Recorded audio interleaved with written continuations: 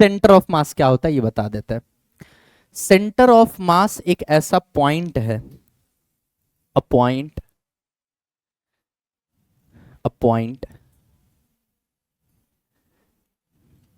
Where mass of whole system, mass point where mass of whole system can be assumed, लिख रहा हूं मैं, सच में नहीं होता है, can be assumed to be concentrated just for calculation purpose। ये याद जरूरी है क्या कि भाई सेंटर ऑफ मास एक्चुअली क्या था, कि एक बहुत सिंपल सी चीज समझा रहा हूं। दुनिया में दो तरह के क्वांटिटी होते हैं, सुना नहीं होगा, सुन लो, लिखवाऊंगा नहीं, कुछ बातें लिखवाने की नहीं होती, सिर्फ सुनने की होती हैं, ठीक है ना। दुनिया में दो तरह की क्वांटिटी होती है, एक होती है इनर्शियल क्वांटिटी और एक होती है नॉन इनर्शियल क्वांटिटी। बहुत ज्यादा डीप में हम नहीं जा सकते इसमें, ठीक है। शॉर्ट एंड सोफिस्टिकेटेड बात कर रहा हूं, ध्यान से समझना जो बोलना चाह रहा हूं। शॉर्ट में अगर बोला जाए, इन शॉर्ट अगर बोला जाए, तो कोई भी फिजिकल क्वांटिटी जिसके फॉर्मूले में लेंथ का स्क्वायर आ जाए, या पावर 3 आ जाए, या -2 आ जाए, या -3 आ जाए, इन शॉर्ट अदर देन 1 कुछ भी आ जाए, तो वो नॉन इनर्शियल क्वांटिटी होता है। क्या बोला मैंने? लेंथ का पावर अदर देन 1 कुछ भी आ जाए, कुछ भी, तो वो कौन सा क्वांटिटी हो गया? For example moment of inertia पढ़ा है, क्या होता है? पढ़ा नहीं रहा हूं, बस ऐसे ही पूछ रहा हूं। Mass into distance from axis का स्क्वायर। डिस्टेंस किस में मेजर करेगा? लेंथ ही तो है, डायमेंशन लेंथ ही तो आएगा। लेंथ का पावर क्या है? लेंथ का पावर 2, मतलब नॉन इनर्शियल क्वांटिटी। दो चार्ज के बीच में फोर्स पड़ा है, आर क्या है? डिस्टेंस। डिस्टेंस का पावर 2, 2 नहीं -2, क्योंकि नीचे है। कैसा क्वांटिटी होगा? यानी फोर्स कैसा क्वांटिटी हो गया? मोमेंट ऑफ इनर्शिया कैसा हो गया? तो कोई भी ऐसी फिजिकल क्वांटिटी जिसमें लेंथ का पावर अदर देन 1 कुछ भी हो, वो क्या हो गया? उसमें हम सेंटर ऑफ मास का कॉन्सेप्ट नहीं लगा सकते। करके दिखाऊंगा, समझ में आ रहा है?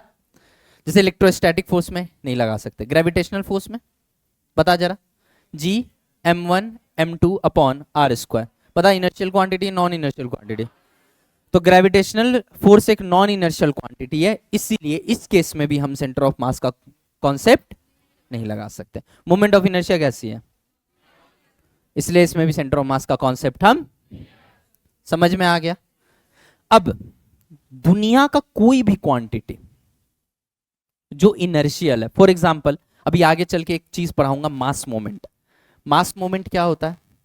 जैसे डाइपोल मोमेंट होता है ना, चार्ज इनटू डिस्टेंस, वैसे मास मोमेंट होता है मास इनटू डिस्टेंस। अब कौन सा डिस्टेंस, क्या डिस्टेंस, कौन सा मास, वो सब छोड़ दे, अभी सिर्फ मोटा मोटा बात समझना है। इसमें डी का पावर क्या है? बता, inertial quantity, non inertial quantity. यहां सेंटर ऑफ मास का कॉन्सेप्ट समझ में आ गया। मोमेंटम क्या होता है? Mass into velocity. क्या हो गया ये? Mass into distance by time लिख सकते हैं, बोलो। इनर्शियल या non inertial? Inertial quantity, centre of मास का कॉन्सेप्ट यहां।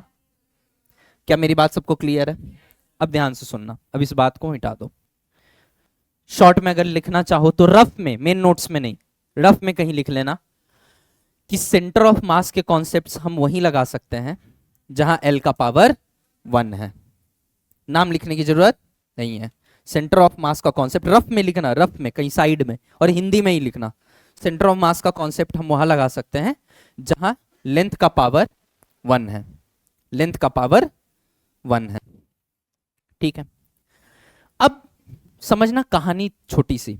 हुआ क्या कि अभी तक जो हम फिजिक्स पढ़ रहे हैं उसमें हम ये नोटिस करते थे कि हम सारे ऑब्जेक्ट को पॉइंट साइज मान लेते थे। क्योंकि हम ये मानते थे कि भाई जो डिस्टेंस है उसके कंपैरिजन में जो ऑब्जेक्ट का साइज है वो बहुत कम है, तो ऑब्जेक्ट को हम पॉइंट साइज मान लेते थे, और ये अप्रोक्सीमेशन फेयर अप्रोक्सीमेशन था। इसमें कहीं कोई छाती पीटने वाली बात नहीं कि नहीं नहीं कैसे पॉइंट मान लिया। हम खुद अभी एग्जांपल तुमको दिए थे कि अगर मुझे यहाँ से गाड़ी चला के किशनगढ़ जाना हो तो यहाँ से किशनगढ़ की दूरी के सामने मेरी लंबाई क्या है, कुछ भी नहीं है, तो क्या मुझे पॉइंट मास कंसिडर किया जा सकता है? लेकिन अगर मान लो मैं यहाँ से यहाँ सिर्फ 1 फीट पीछे गया हूँ, अगर मैं यहाँ से यहाँ सिर्फ 1 फीट पीछे गया हूँ, तो जो डिस्टेंस है उसके कंपैरिजन में मेरा मास और मेरा जो साइज है वो छोटा नहीं है, तो अब मुझे पॉइंट साइज तुम ट्रीट नहीं कर सकते हो। तो मैं किस चीज से बनना हूं? बहुत सारे पॉइंट से बना हूं, यस और नो? अब मैं एक सिंगल पॉइंट नहीं हूं, बहुत सारे पॉइंट से मिलकर बनाऊं, तो अब मुझे क्या बोला जाएगा? बहुत सारे पॉइंट से मिलकर बनाऊं या बहुत सारे पार्टिकल से मिलकर बनाऊं, बोल सकता है ना, क्योंकि हर पार्टिकल को पॉइंट साइज ट्रीट करते हैं, यस और नो? तो हम क्या बन गए? अब सिस्टम ऑफ पार्टिकल बन गए। नहीं आया समझ में? मतलब अगर एक पॉइंट है, एक पार्टिकल है, तो वो तो सिंगल पार्टिकल हो गया, और बहुत सारे पार्टिकल है तो बहुत सारे कणों से मिलने बनाए तो उसको क्या कह देंगे? System of particle.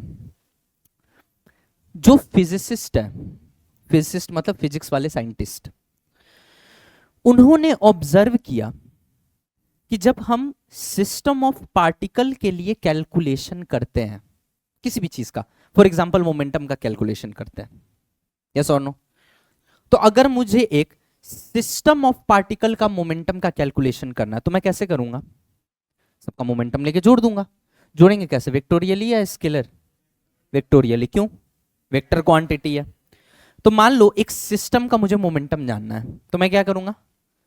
उस सिस्टम में जो भी इंडिविजुअल पार्टिकल्स है उन सबका मोमेंटम निकालूंगा और उन मोमेंटम को लेके ऐड करूंगा, फिर मैं नेट मोमेंटम बताऊंगा, यस और नो? साइंटिस्टों ने ये देखा, मैं मोमेंटम से जस्ट एग्जांपल दे रहा हूं, ऐसी बहुत सारी चीजों में देखी गई, ठीक है? वो एक एक करके हम सारी चीजें देखेंगे, राइट? साइंटिस्टों ने ऑब्जर्व किया कि जब कभी भी हम सिस्टम ऑफ पार्टिकल के लिए एनालिसिस कर रहे होते हैं तो एक पर्टिकुलर मैथमेटिकल मतलब एक्सप्रेशन बार बार रिपीट हो रहा है। Getting my point? तो उन्होंने उस चीज पे स्ट्रेस डाला कि कोई भी चीज कैलकुलेट करो, देखो ये घूम फिर के आई जाती है, कोई भी चीज कैलकुलेट करने बैठो घूम फिर के आई जाती है। वो मैं करके दिखाऊंगा तुम्हें क्लास में, तुम्हें भी फील आएगी कि हाँ यार बात तो सही है, ठीक है? तो उन्होंने ये चीज देखा, अच्छा ये किन क्वांटिटीज में देख पा रहे थे? ये इनर्शियल क्वांटिटीज में, जिनका लेंथ का पावर 1 है, याद रखिएगा, उन्हीं के लिए सेंटर ऑफ मास का कॉन्सेप्ट ट्रू है। समझ में आ रहा है ना? तो उन्होंने देखा कि जब इनर्शियल क्वांटिटी के लिए हम कोई भी चीज पूरे सिस्टम के लिए निकालने के लिए बैठते हैं तो बार बार एक मैथमेटिकल एक्सप्रेशन रिपीट आ रहा है। तो उन्होंने बोला कि इस मैथमेटिकल एक्सप्रेशन का कुछ नाम दे दो। क्यों? क्योंकि उन्होंने ये नोटिस किया कि जो चीज मैं निकाल रहा हूं, निकाल किसके लिए रहा हूं? एक इंडिविजुअल पार्टिकल के लिए या बहुत सारे पार्टिकल के लिए? तो बहुत सारे पार्टिकल के लिए निकाल भले ही रहा हूं मैं, लेकिन वो ऐसे बिहेव कर रहा है जैसे इन बहुत सारे पार्टिकल को मैं एक जगह एक पॉइंट से रिप्लेस कर सकता हूं, जहां पे इन सबका मास एक जगह कॉन्सेंट्रेटेड मानेंगे, क्योंकि उस पॉइंट साइज पार्टिकल का मास तो उतना ही होगा जो पूरे सिस्टम का मास है। पूरे सिस्टम में कई पार्टिकल है, कई पार्टिकल के अलग अलग मास है, लेकिन जो टोटल मास होगा वो कहां होगा? उस पॉइंट पे कॉन्सेंट्रेटेड होगा। और उस पॉइंट पे अगर हम टोटल मास को कॉन्सेंट्रेटेड मान के वो चीज कैलकुलेट करते तो भी सेम रिजल्ट आता जो अलग अलग के लिए कैलकुलेट करने पे आया है। क्या मेरी बात क्लियर है सारे बच्चों को? फिर से मैं एक बार रिपीट कर रहा हूं कि सिस्टम ऑफ पार्टिकल में कई पार्टिकल्स होते हैं। मान लो कोई एक चीज, ठीक है, कोई एक फिजिकल क्वांटिटी मैं सारे पार्टिकल के लिए कैलकुलेट कर रहा हूं, ठीक है? उसके बाद सबको जोड़ के मैंने टोटल बताया। वो ऐसे बिहेव कर रहा है जैसे पूरा का पूरा मास एक पॉइंट पे कंसंट्रेटेड होता और मैं सबके लिए नहीं निकाल के इंडिविजुअली सिर्फ उसके लिए कैलकुलेट कर लेता तो भी रिजल्ट सेम आता जो अलग अलग के लिए आ रहा है जोड़ने के बाद। यस और नो? तो हमने बोला कि क्यों ना एक ऐसा कॉन्सेप्ट का इजाद किया जाए कि हम ये मान ले, सच में कंसंट्रेट हो जाता है क्या? हम ये मान ले कि पूरा का पूरा मास यहीं पे कॉन्सेंट्रेटेड है और इसके लिए कैलकुलेशन कर ले, वो ठीक उसी तरीके से बिहेव करेगा जैसे हम सबके लिए कर चुके हैं। Getting my point? यानी सेंटर ऑफ मास हमारे सवालों को आसान बनाता है। ठीक है, याद है सर्कुलर मोशन वाला वो सवाल? क्या निकाला था हमने उसमें? क्या निकाला था? नॉर्मल फोर्स निकाला था ना बे। उसका तरीका क्या था? अलग अलग मास के लिए हमने कैलकुलेट किया था, अलग अलग मास के लिए कैलकुलेट किया था या नहीं किया था? उसके बाद में क्या देखा था कि पूरे मास को अगर हम सेंटर ऑफ मास पे कॉन्सेंट्रेटेड मान के भी कैलकुलेट करते तो रिजल्ट सेम आता, यस और नो?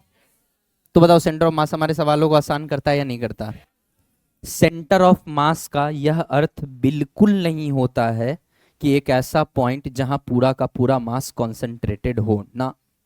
सेंटर ऑफ मास का अर्थ यह होता है कि एक ऐसा पॉइंट जहां हम मैथमेटिकली मानते हैं कि अगर पूरा मास कॉन्सेंट्रेटेड होता, और फिर वहां मान के कैलकुलेट करते हैं, और यह एक मैथमेटिकल कोइंसिडेंस है कि अलग अलग के लिए कैलकुलेट करो या पूरा मास को वहीं कॉन्सेंट्रेटेड मान के कैलकुलेट करो, तो दोनों से आंसर सेम आएगा। समझ में आया या नहीं आया? इसीलिए सेंटर ऑफ मास का कॉन्सेप्ट पढ़ाया जाता है। क्यों? क्योंकि सिस्टम ऑफ पार्टिकल जिसमें कई सारे पार्टिकल होंगे, तो उसमें अलग अलग अगर हम करने बैठेंगे तो हम पागल हो जाएंगे। तो हमारे लिए चीजें आसान हो जाएगी कि हम एक ही बार में एक पार्टिकल के लिए निकाले और चीजें धड़ाधड़ धड़ाधड़ आंसर आ जाए। गॉट इट और नॉट? ठीक है, तो a point where mass of whole system can be assumed to be concentrated just for calculation purpose is called centre of mass. ठीक है, अब सेंटर ऑफ मास का पहले फॉर्मूला लिखवा देते हैं हम आपको, ठीक है, फिर उसका डेरिवेशन भी दिखाएंगे, क्योंकि डेरिवेशन में ही मजा है और उसी में ट्रिक भी छुपा हुआ है। ध्यान से सुनना।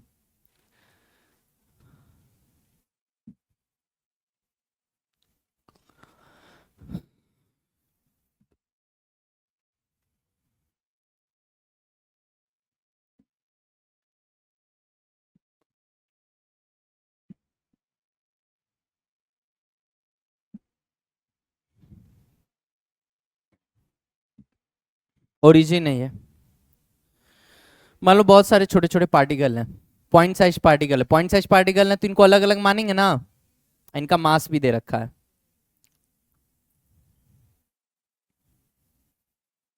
मेरे साथ साथ नोट करते चलिएगा। प्रभु, पता नहीं आज गर्मी बहुत लग रहा है। क्या बोल रहे हो? मैं बहुत ज्यादा बोल रहा हूं इसलिए गर्मी लग रहा है? बड़ा बेकार आदमी हो यार, बोलेंगे नहीं तो फिर पढ़ाएंगे इसे बे। शांत रह के पढ़ाएं। ठीक है, आज से शांत रह के पढ़ाएंगे।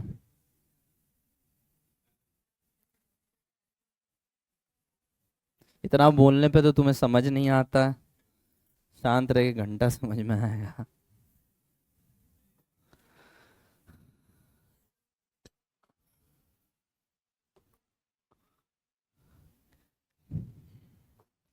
तीन पार्टिकल का माना है मैंने, तो फॉर्मूला कुछ इस प्रकार से है, R C O M is equal to M1R1 plus M2R2 plus M3R3। अच्छा, ऐसे तीन पार्टिकल हो सकते हैं या कई हो सकते हैं? मैं तो दिखाई तीन है, हो तो कई सकते हैं। Plus MnRn upon M1 plus M2 plus M3। Generally लोग यहीं से शुरू करते हैं सेंटर ऑफ मास, यस और नो? कोई नहीं बताता है कि फॉर्मूला कहाँ से आया, क्यों पढ़ रहे हैं, किताबों में भी डायरेक्ट यहीं से शुरू करता है कि भाई सेंटर ऑफ मास निकालना हो तो मान लो M1 M2 M3 तीन पॉइंट साइज्ड पार्टिकल्स है, उनके पोजीशन वेक्टर्स है, R1 वेक्टर, R2 वेक्टर और R3 वेक्टर, और ये पोजीशन वेक्टर्स कहाँ के रेस्पेक्ट में बता रखे हैं? ओरिजिन के रेस्पेक्ट में बता रखे हैं। तो सबका मास लो और अपने अपने पोजीशन वेक्टर से मल्टीप्लाई करते चले जाओ, पड़ोसी से नहीं, अपने से। समझ रहे हो ना?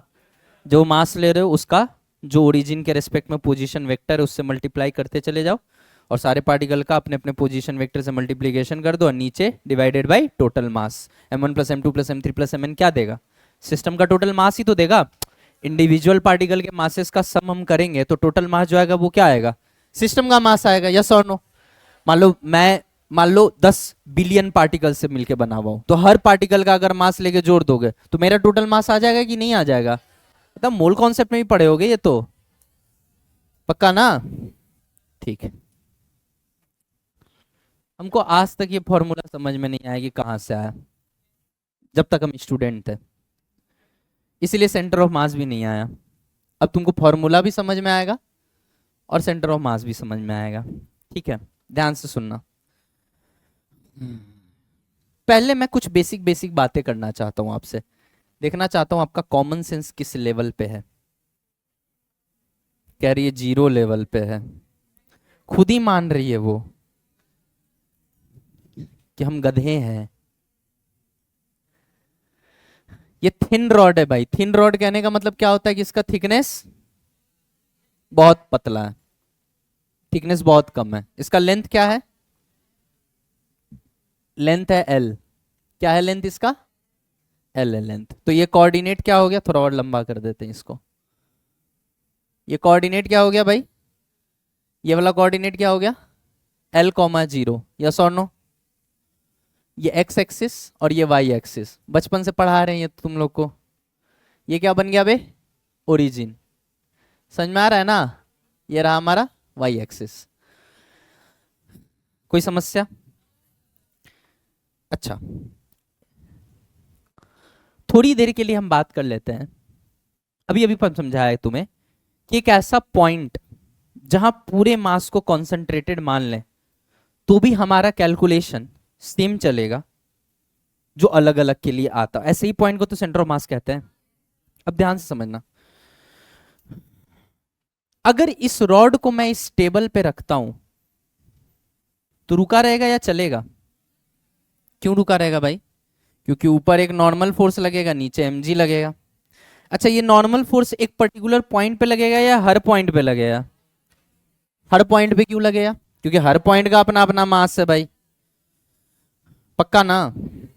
लेकिन अगर इस रॉड को मैं यहां से उठाऊं और एक पॉइंट पे बैलेंस कर दूं, दिख रहा है? तो ये ऐसा बिहेव नहीं कर रहा है जैसे पूरा का पूरा इस पॉइंट पे कॉन्सेंट्रेटेड हो मास। सेंटर ऑफ मास क्या पढ़ा है?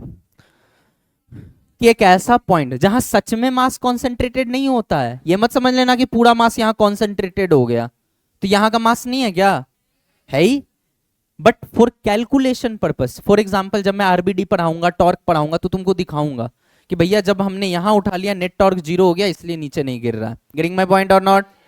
तो कुछ भी हुआ, क्या हम यहां मान सकते हैं मास कॉन्सेंट्रेटेड है? क्योंकि इसको उठा लिया तो पूरा उठ गया, यस और नो? पक्का? तो सेंटर ऑफ मास कहां होगा इसका? कॉमन सेंस से बताइए, सेंटर पे होगा ना? सेंटर पे होगा, कॉमन सेंटर ऑफ सेंटर पे होगा, पक्का? अब मैं थोड़ा सा वैक्स लेके आया, वैक्स। वैक्स समझते हो ना, मोम।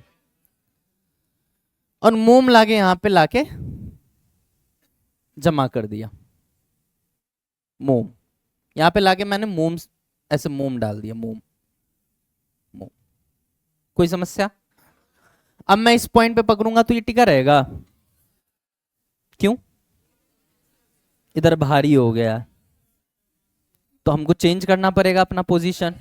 कहा? यहां रखूं? यहां, यहां, यहां, यहां। आता है ना समझ में?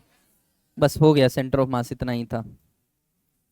कसम से बता रहा हूं, कॉन्सेप्ट इतना ही था। अब खाली मैथ्स चलेगा, और मैथ्स नहीं, तुमको पता है मैथ्स हम पढ़ाते नहीं है, तो अब तुम देखते जाना बस। अब तो यहां रखना पड़ेगा ना, मतलब हम ये कह सकते कि सेंटर ऑफ मास मेरा यहां से कहां शिफ्ट मार गया?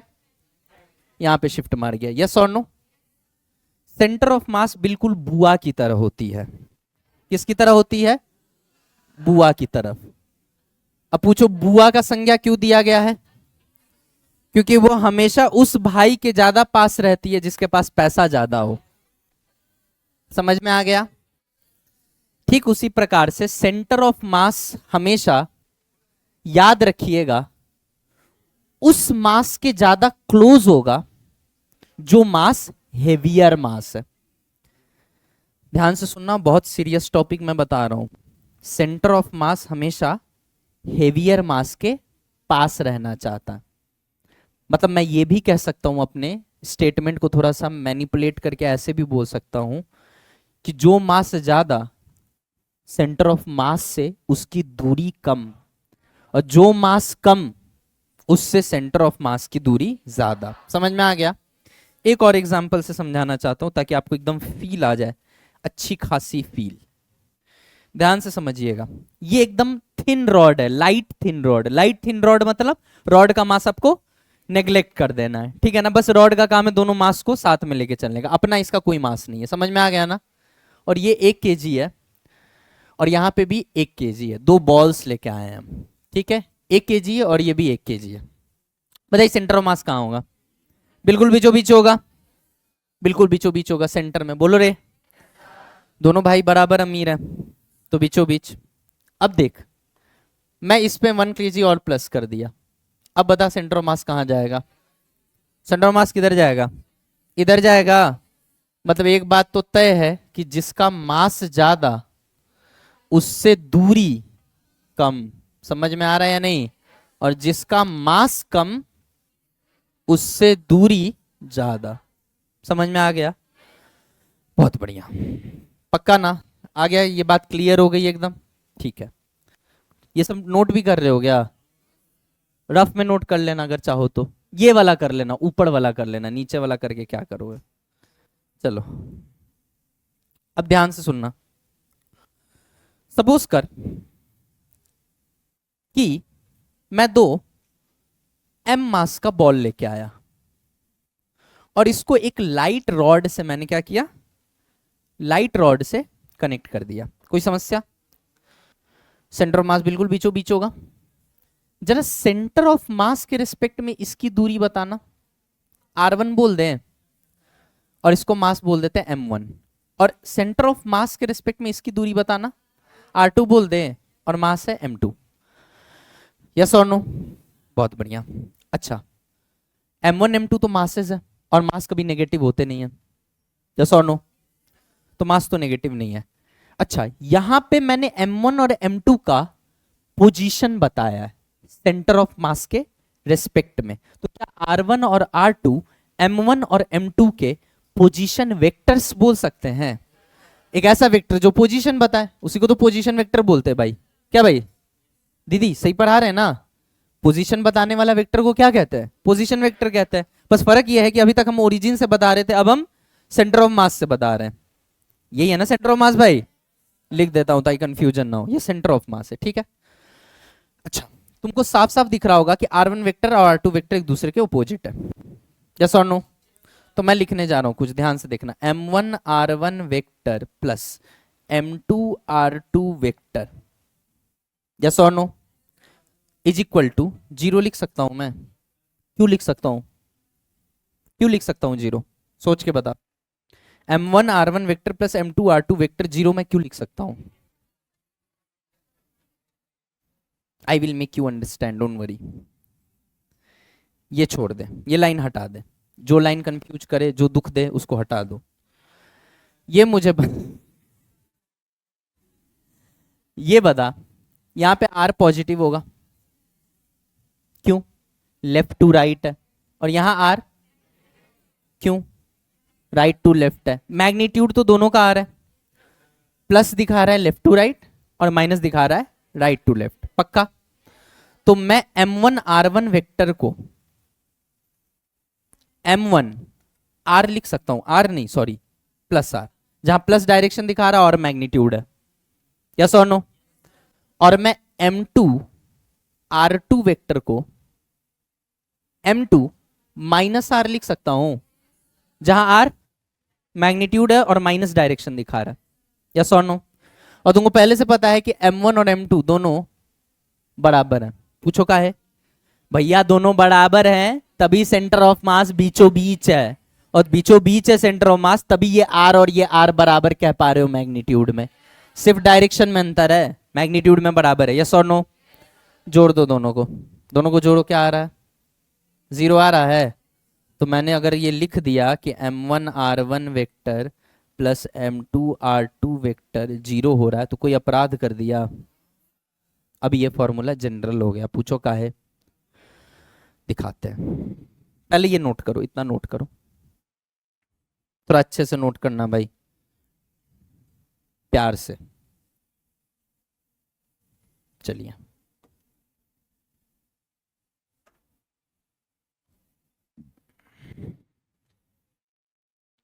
बोलो ना बे।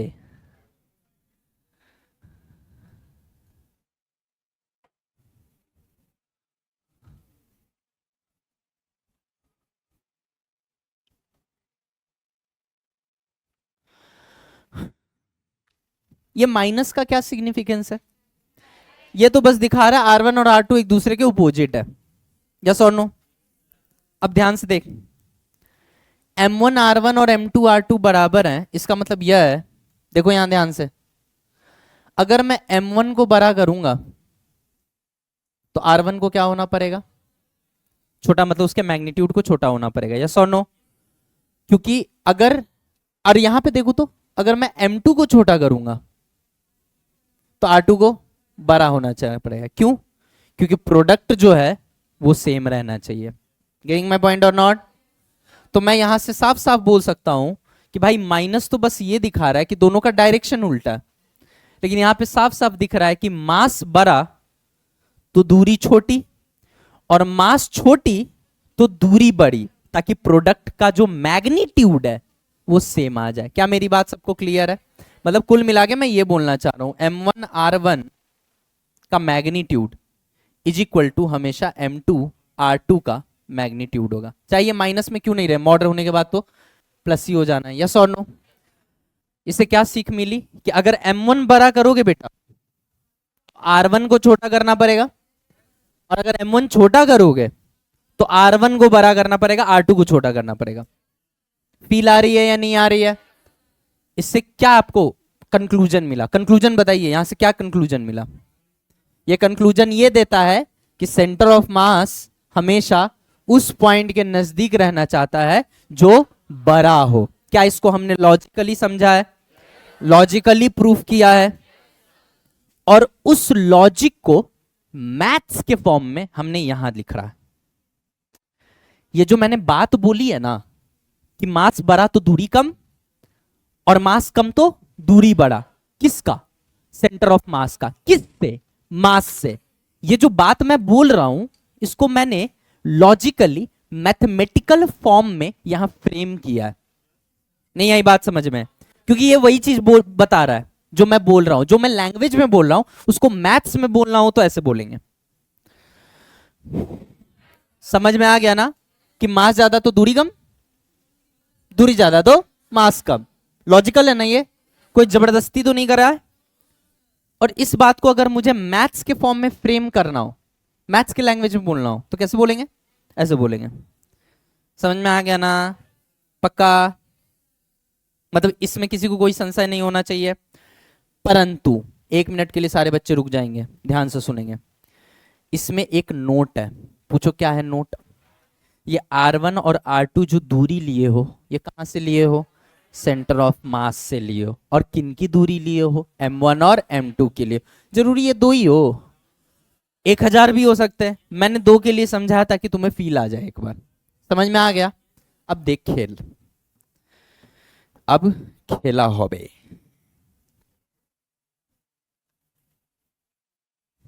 गांधी सुधर जा।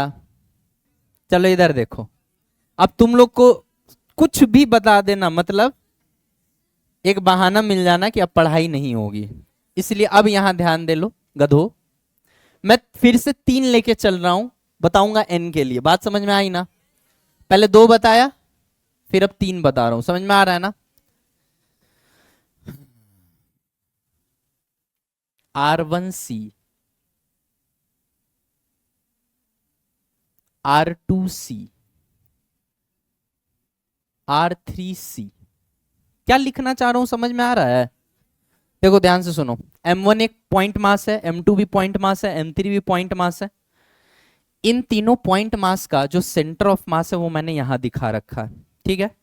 हालांकि ये गलत है, जब भी होगा तो इन तीनों के कंटेनिंग प्लेन में ही होगा, ठीक है? लेकिन अभी हम मैथमेटिक्स समझ रहे हैं, लॉजिक बाद में लगाएंगे, ठीक है ना? ध्यान से सुनना, बस अभी दिखा रहे हैं हम, ठीक है ना? अभी ज्यादा इसको, इस फिगर को ज्यादा सीरियसली नहीं लेना, बस पॉइंट समझना है जो हम पॉइंट बताना चाह रहे हैं। Got it? ध्यान से सुनना। M1 क्या है? पॉइंट मास है। M2 क्या है? पॉइंट मास है। M3 क्या है? पॉइंट मास है। 3 पॉइंट मास से बना हुआ सिस्टम है। कोई समस्या? ये ओरिजिन है हमारा, बोलो रे। ओरिजिन के रिस्पेक्ट में इनके कोऑर्डिनेट्स क्या है? ओरिजिन के रिस्पेक्ट में इनके पोजीशन वेक्टर्स क्या है? M1 का R1, M2 का R2 और M3 का R3। और सेंटर ऑफ मास का पोजीशन वेक्टर क्या है? RCOM। कोई समस्या? अब ध्यान से समझना मैं जो बोलने जा रहा हूं।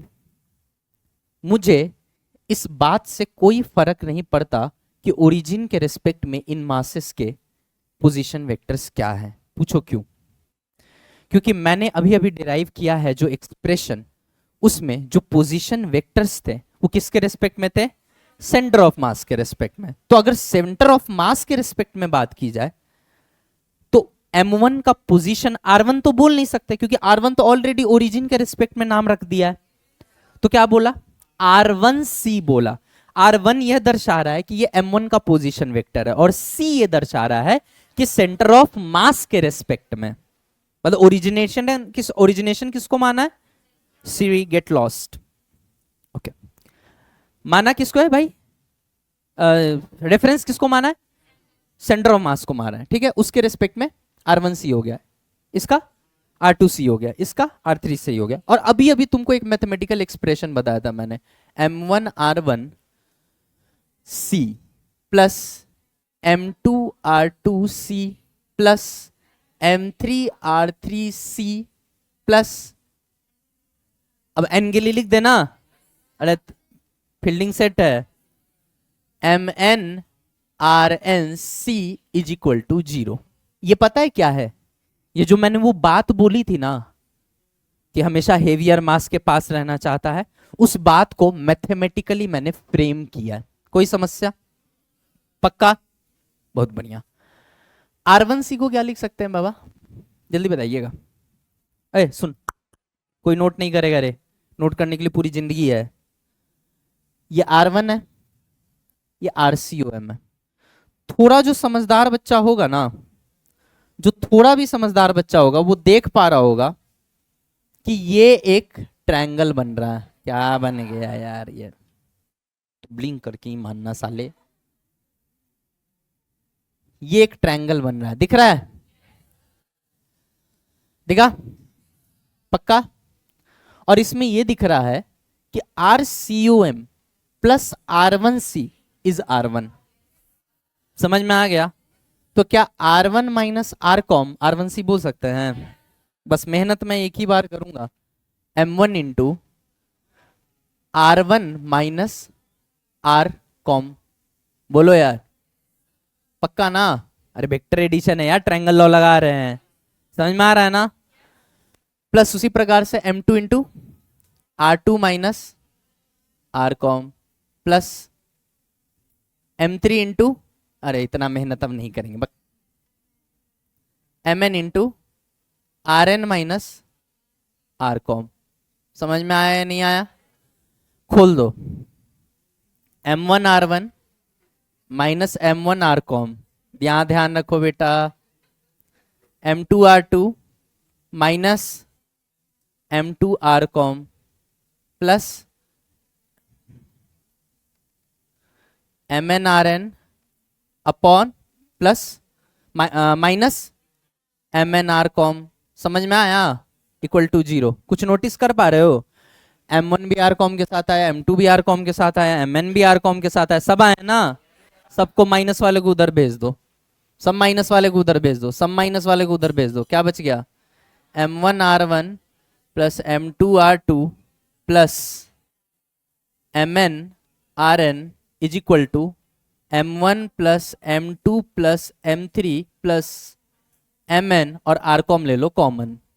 बोलो हाँ या ना? अगले ही स्टेप में आपका फॉर्मूला आ चुका है जिसको आपको बचपन से रटवाया जा रहा है। अब फील आएगी कहाँ से आया है? फील आनी चाहिए, फील का सब्जेक्ट है भैया, एक शब्द नहीं रटना है। आर कॉम बताइए क्या आया? M1 R1 plus M2 R2 plus MN RN upon M1 plus M2 plus, अब समझ में आया कि अगर सेंटर ऑफ मास का मुझे पोजीशन वेक्टर चाहिए ओरिजिन के रिस्पेक्ट में, तो मैं क्या करूंगा, हर मास का उसके पोजीशन वेक्टर से मल्टीप्लीकेशन करेंगे ओरिजिन के रेस्पेक्ट में, और फिर सबको जोड़ के टोटल मास से डिवाइड कर दूंगा। अब बता, फॉर्मूला में कुछ जबरदस्ती है या लॉजिकल है? लॉजिकल है ना? या जबरदस्ती रटना है ये फॉर्मूला? लॉजिकल है ना? अब ध्यान से सुन, आर कॉम को मैं क्या लिख सकता हूं, एक्स कॉम आई कैप प्लस, एक्स कॉम मतलब सेंटर ऑफ मास का एक्स कोऑर्डिनेट, वाई कॉम तुमको पता है ना भाई, एक्स वाई जेड में आई जे के लगा देते हैं। अगर किसी पॉइंट का हमें कोऑर्डिनेट पता है एक्स वाई जेड, तो एक्स आई कैप प्लस वाई जे कैप प्लस जेड के कैप उसका पोजीशन वेक्टर होता है। समझ में आ रहा है कि नहीं आ रहा है? क्या बोला है तुम दोनों जो बतिया रहे थे, बताना जरा। मत बतियाओ, थोड़ी देर यहाँ ध्यान दे लो बेटा, हाथ जोड़ रहे हैं। वाई कॉम जे कैप प्लस जेड कॉम के कैप, समझ में आ रहा है ना? अच्छा, इनको भी अपना अपना तोड़ लो, x1 y1 z1, x2 y2 z2, x3 y3 z3, आई आई आई, जे जे जे, के, आई वालों को आई के साथ, जे वाले को जे के साथ। समझ गए ना? फुल टाइम पास है, फुल टाइम पास। अब लिखने जा रहा हूं सीधा एक्स कॉम का फॉर्मूला, मतलब सेंटर ऑफ मास के एक्स कोऑर्डिनेट का फॉर्मूला कुछ इस प्रकार से है, m1 x1, मतलब सबके एक्स कोऑर्डिनेट का मल्टीप्लाई कर दो अपने अपने मास से, पड़ोसी से नहीं रे, अपना अपना। हाँ, m2 x2 plus mn xn upon total mass. अब m1 plus m2 plus m3 इतना मेहनत नहीं होता है, सीधा कैपिटल M लिखेंगे, समझ जाना टोटल मास है। समझ में आ गया ना? उसी तरह से y कॉम बताओ, m1 y1 plus m2 y2 plus plus mn yn upon total mass. z com मैं पहले ही बोल दे रहा हूं, पूरे सेंटर ऑफ मास में ये फॉर्मूला मैं यूज नहीं करूंगा। हम बता क्या यूज करेंगे, ये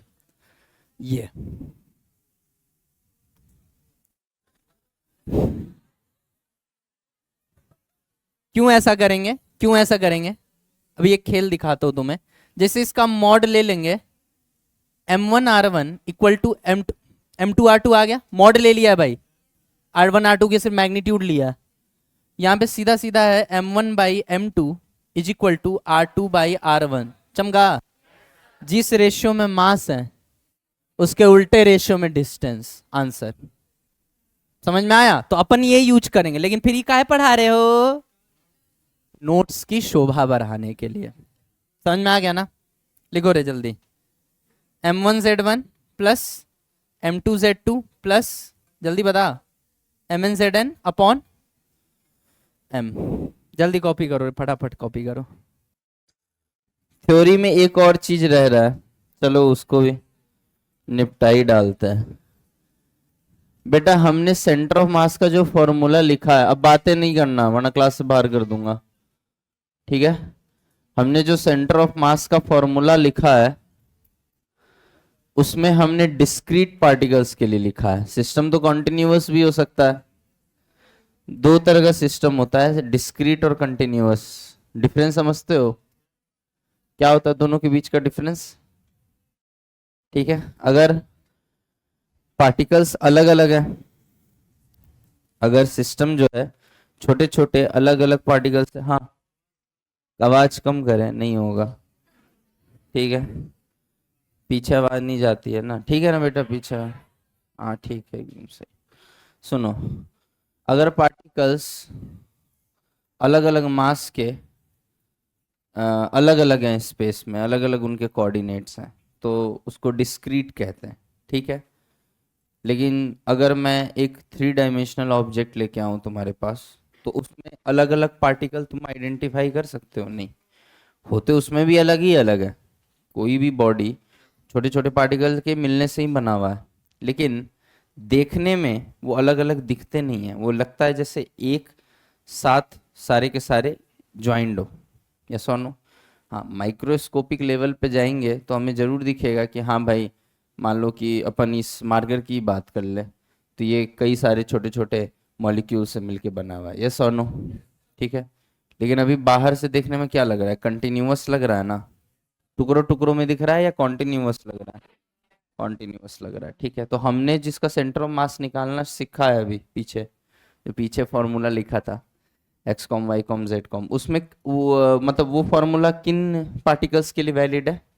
डिस्क्रीट पार्टिकल्स के लिए वैलिड है। डिस्क्रीट मतलब हम आइडेंटिफाई कर सकते हैं कि पार्टिकल अलग अलग है स्पेस में, उनके कोऑर्डिनेट्स अलग अलग है, यस और नो। लेकिन मान लो कोई एक 3 डायमेंशनल ऑब्जेक्ट हो या 2 डायमेंशनल ऑब्जेक्ट हो, ठीक है, एक एक्सटेंडेड ऑब्जेक्ट हो, तो उसमें हम लोग इस तरीके से पार्टिकल को आइडेंटिफाई नहीं कर सकते हैं अलग अलग देख के। समझ में आ रहा है या नहीं आ रहा है? होता वो भी छोटे छोटे पार्टिकल के ही मिलने से बनता है, यस और नो। लेकिन हम देख के आइडेंटिफाई नहीं कर सकते हैं, तो उसको क्या कहते हैं? कॉन्टिन्यूअस सिस्टम कहते हैं। तो उस केस में क्या करेंगे? कुछ नहीं है। मान लो कि ये हमारा ऑब्जेक्ट है, ठीक है, इसका कुछ ना कुछ मास भी होगा, बोलो यार, ठीक है ना, इसका कुछ ना कुछ मास भी होगा। खैर उससे मतलब नहीं। अपन क्या करेंगे, अपन यहां से यहां से जाएंगे आर दूरी पे। ये क्या है बेटा? Are vector. आर वेक्टर पे जाके हम छोटा सा एलिमेंट लेंगे, और इस छोटे से एलिमेंट को क्या कहेंगे? डीएम। छोटा सा मास डीएम लेंगे। क्या इस बॉडी को मैं बहुत छोटे छोटे मास का बना हुआ मान सकता हूँ? अच्छा, डीएम मतलब क्या? कितना छोटा? बहुत छोटा, इतना छोटा कि मैं शब्दों में बयान नहीं कर सकता, तभी इसके लिए कोई नंबर ही यूज नहीं किया है। डी का मतलब होता है इनफाइनाइटेसिमली स्मॉल, और डीएम का मतलब हो गया इनफाइनाइटेसिमली स्मॉल मास, मतलब इसका जो द्रव्यमान है वो इतना छोटा है, इतना छोटा है कि उसको हम एक्सप्रेस कर ही नहीं सकते। क्या मेरी बात समझ में आ रही है? तो क्या इतने छोटे मास को हम एक पार्टिकल की तरह ट्रीट नहीं कर सकते हैं? तो मेरे लिए तो ये एक पार्टिकल है, यस और नो। उसका कोऑर्डिनेट क्या है, उसका पोजीशन वेक्टर क्या है? R vector. तो मैं तो बोलूंगा डीएम इंटू आर वेक्टर। आ गया मास मोमेंट। अरे M1 R1 M2 R2 करते थे ना, इस बार डीएम इंटू आर वेक्टर किया। क्या सिखाया था? हर मास को, जब डिस्क्रीट वाला पढ़ रहे थे तो क्या सिखाया था उसमें? हर मास को अपने अपने पोजीशन वेक्टर से मल्टीप्लाई करो और डिवाइड बाई टोटल मास कर दो, यही सिखाया था ना। अब मैं बोल सकता हूँ कि ये जो कॉन्टिन्यूअस बॉडी है, ये ऐसे डीएम डीएम डीएम डीएम छोटे छोटे कई सारे मास का बना हुआ है। बोल सकते हैं या नहीं बोल सकते हैं? कह सकते हैं ना कि ये जो कंटिन्यूअस बॉडी है, इसमें बहुत छोटे छोटे छोटे छोटे डीएम डीएम डीएम डीएम करके बहुत सारे मासेस होंगे, यस और नो। क्योंकि डीएम एक पार्टिकल की तरह तो एक्ट कर रहा है, तो ये बॉडी कई सारे पार्टिकल का बना हुआ है, मतलब कई सारे पॉइंट मासेस का बना हुआ है। एक पॉइंट मास का मान जो है वो डीएम है, तो कई सारे पॉइंट मास के मिलने से बना है। तो हर डीएम को लो और उसका ओरिजिन से जो पोजीशन वेक्टर है उससे मल्टीप्लाई करते जाओ, और फिर लेके सबको जोड़ दो। जोड़ने का मतलब क्या होता है? इंटीग्रेशन। अब अलग अलग तो जोड़ेंगे नहीं, क्योंकि बहुत लंबा हो जाएगा, पता नहीं कितना करोड़ों अरबों खरबों पार्टिकल्स होंगे इसमें, यस और नो। तो फिर क्या करेंगे? इंटीग्रेशन करी। यही है, सेम फॉर्मूला है भाई साहब, सेम फॉर्मूला चल रहा है। अगर तुम नोटिस करो तो यही फॉर्मूला लिखा है मैंने यहाँ भी, बस फर्क ये है कि यहाँ पे अलग अलग दिख रहा है इसलिए अलग अलग जोड़ा है, यहाँ पे अलग अलग दिख नहीं रहा है इसलिए हमने क्या कर दिया? इंटीग्रेट कर दिया। इंटीग्रेट करने का मतलब और कुछ नहीं, जोड़ना ही होता है, यस और no. DM R by integration of DM, yes और नो। ये क्या दे देगा? आर कॉम दे देगा। समझ में आया नहीं आया? अब कोई बोलेगा नहीं नहीं सर हमको तो X com Y com Z com चाहिए, बस वही चीजें चलेंगी। एक्स कॉम क्या हो जाएगा? एक्स कॉम क्या हो जाएगा? X coordinate of centre of मास। जल्दी बताइए क्या हो जाएगा? इंटीग्रेशन ऑफ डीएम तो होगा इस बार, लेकिन एक्स हो जाएगा, मतलब सारे डीएम का एक्स कोऑर्डिनेट लो और उनको मल्टीप्लाई कर दो, और फिर सबको लेके एक साथ जोड़ दो और divided by total mass. Total mass को क्या ले लेंगे? Integration of DM. अगर हम डीएम डीएम डीएम डीएम लेके जोड़ देंगे तो टोटल मास सेम ही तो आएगा, है कि नहीं? तो चाहो तो इंटीग्रेशन ऑफ डीएम को डायरेक्ट यहीं पे डायरेक्ट एम भी लिख सकते हो, ठीक है ना। लेकिन अपन इंटीग्रेशन ऑफ डीएम लिखेंगे, क्या पता मास टोटल पता हो ना हो, ठीक है। तो गारंटी तो नहीं है मास टोटल हमेशा पता ही होगा, कई बार निकालना भी पड़ेगा। देंगे सवाल इंटीग्रेशन का भी, बिल्कुल चिंतित ना हो। DM into Y upon integration of DM. यार तुम लोग बोलते नहीं हो यार, नहीं यस नहीं बोलना है, समझ में आ रहा है कि नहीं ये बोलो। समझ रहे हो ना? तुमको ये फील आ पा रही कि नहीं आ पा रही कि दोनों फॉर्मूला एक ही है, बस वहां पे M1 M2 M3 अलग अलग देख पा रहे थे, तो वहां पे M1 M2 M3 जो है अलग अलग पार्टिकल थे, उनके अलग अलग मास थे, हम आइडेंटिफाई कर पा रहे थे नेकेड आई से कि M1 अलग है, M2 अलग है, M3 अलग है, इसलिए उसको डिस्क्रीट कहते हैं। डिस्क्रीट मतलब अपने में अलग अलग पार्टिकल्स हमको दिख रहे हैं, ठीक है। सो सबके अपने अपने पोजीशन वेक्टर से मल्टीप्लाई करके टोटल मास से डिवाइड कर देते हैं। यहाँ पे हम देख नहीं पा रहे हैं तो हम क्या कहेंगे, डीएम डीएम डीएम डीएम, बहुत छोटे छोटे मास का बना है ये भी, बात सेम है, बस वहां M1 M2 की जगह डीएम ले लिया है। और x1 x2 x3 जो जो अपना इनका कोऑर्डिनेट होगा उन सबसे मल्टीप्लाई कर दो और टोटल फिर इंटीग्रेट कर दो, जोड़ने को इंटीग्रेशन कहते हैं, यस और नो, और डिवाइडेड बाय टोटल मास। तुमको लग रहा है ना कि सेम ही चीज पढ़ा रहा है? हाँ लगना चाहिए। क्या बेटा? अच्छा z होगा ना, हाँ सॉरी सॉरी मिस प्रिंट हो गया। बड़ी तेज बुखार है यार, खत्म नहीं हो रहा है, क्या करें। कॉपी करो। चलो जिसने कॉपी किया सो किया, जिसने नहीं किया उसकी समस्या है। देखिए इधर ओए, सवाल देखते ही आंसर बताओ, सेंटर ऑफ मास कहाँ आएगा? 2 kg 2 kg, एक का कोऑर्डिनेट 0 0, एक का कोऑर्डिनेट 4 0 है। सेंटर ऑफ मास कहाँ आएगा? 2,0। ठीक। कुछ लोगों के लिए को फॉर्मूले का कीड़ा होता है, उनको नहाने के लिए भी फॉर्मूला, खाने के लिए भी फॉर्मूला, धोने के लिए भी फॉर्मूला, फॉर्मूला चाहिए। तो भैया सीधी सी बात है, पहली बात तो ये याद रखना कि सारे के सारे मास जो है वो एक्स एक्सिस के अलोंग अरेंज्ड है, इसलिए centre of mass x axis पे ही आएगा, इसीलिए वाई एक्सिस पे सेंटर ऑफ मास आ ही नहीं सकता। ऐसी ऐसी बहुत सारी चीजें भी मैं बताऊंगा जो कि अभी तक नहीं बताया, ठीक है। जैसे ये बात पहली बार बोल रहा हूं कि अगर मासेस सारे एक्स एक्सिस पे अरेंज्ड है तो सेंटर ऑफ मास कभी वाई एक्सिस पे आ ही नहीं सकता, हमेशा एक्स एक्सिस पे ही लाई करेगा। Got it? चाहो तो ये बात लिख सकते हो, तुम्हारी जगह मैं होता तो कहीं कोने में लिख लेता, ठीक है ना। ये centre of mass x axis पे ही लाई करेगा क्योंकि सारे के सारे मासेस एक्स एक्सिस पे है। वाई एक्सिस पे जब कोई मास ही नहीं है तो centre of mass Y axis पे आएगा ही नहीं। तो जब centre of mass Y axis पे होगा या नहीं तो वाई कॉम बताओ क्या आना? 0। भाई सीधी सी बात है, वाई कोऑर्डिनेट 0 हो जाए। अब एक्स कोऑर्डिनेट निकालना है तो एक्स कॉम का तो आपके पास बड़ा जबरदस्त सुंदर सुशील हैंडसम फॉर्मूला है, जल्दी बताइए। M1 x1 लिखे पूरा या फिर डायरेक्ट लिखे? 2 इंटू 0, देख रहे हो ना, सबका x पकड़ो। अब एक्स कॉम निकालने तो सबका क्या पकड़ोगे? x पकड़ोगे। इसका x पकड़ो तो 2 into 4 divided by total mass 4। क्या दिख रहा है? 2 दिख गया आंसर, ठीक है। एक तो ये तरीका हो गया। दूसरा तरीका मेरा तरीका है, थोड़ा सा ज्यादा बढ़िया तरीका है, बी स्टार। मैं कहता हूं इतना दिमाग ही मत लगा भाई। मैंने तुमको एक बहुत सुंदर सी बात बताई है, अगर तुम्हें याद हो तो, कि जिस रेशियो में मास होते हैं, जिस रेशियो में मास होते हैं उसके उल्टे रेशियो में दूरी होती है, उसके उल्टे रेशियो में दूरी होती है, यस और नो? तो बताइए बेटा, मास का रेशियो क्या दिख रहा है?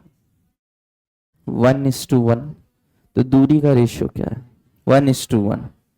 तो 4 को 1:1 में बांटेंगे तो 2 और 2 आएगा ना, मतलब R1 भी आएगा 2 और R2 भी आएगा 2। सीधे आंसर क्या आ गया? 2,0। समझ में आया या नहीं आया? ये समझ में आया या नहीं आया? इसमें तो फॉर्मूला में रखे हैं बस, ये वाला आया बात समझ में? मास का रेशियो 1:1, 2/2 1 ही तो हो जाएगा, 1:1। तो डिस्टेंस का भी रेशियो क्या होगा? 1:1। अब 1:1 तुमको सिखा रखा है ना रेशियो में कैसे बांटते हैं। जो नए बच्चे हैं वो सुन ले ध्यान से। मान लो मेरे पास 10 आम है, मैंगो, उसको 2:3 में बांटना हो तो क्या सिखाया था तरीका? इन दोनों को जोड़ के डिवाइड कर दो। 2 3 5, 10 को 5 से डिवाइड करोगे 2 आ जाएगा, एक बार इससे मल्टीप्लाई, एक बार इससे मल्टीप्लाई, 4:6। गॉट इट और नॉट? तो बस वही काम किया है मैंने, ज्यादा दिमाग ना है मेरे पास ना मैं लगाता हूँ। मास का रेशियो 1:1 होगा तो डिस्टेंस का भी रेशियो 1:1 होगा।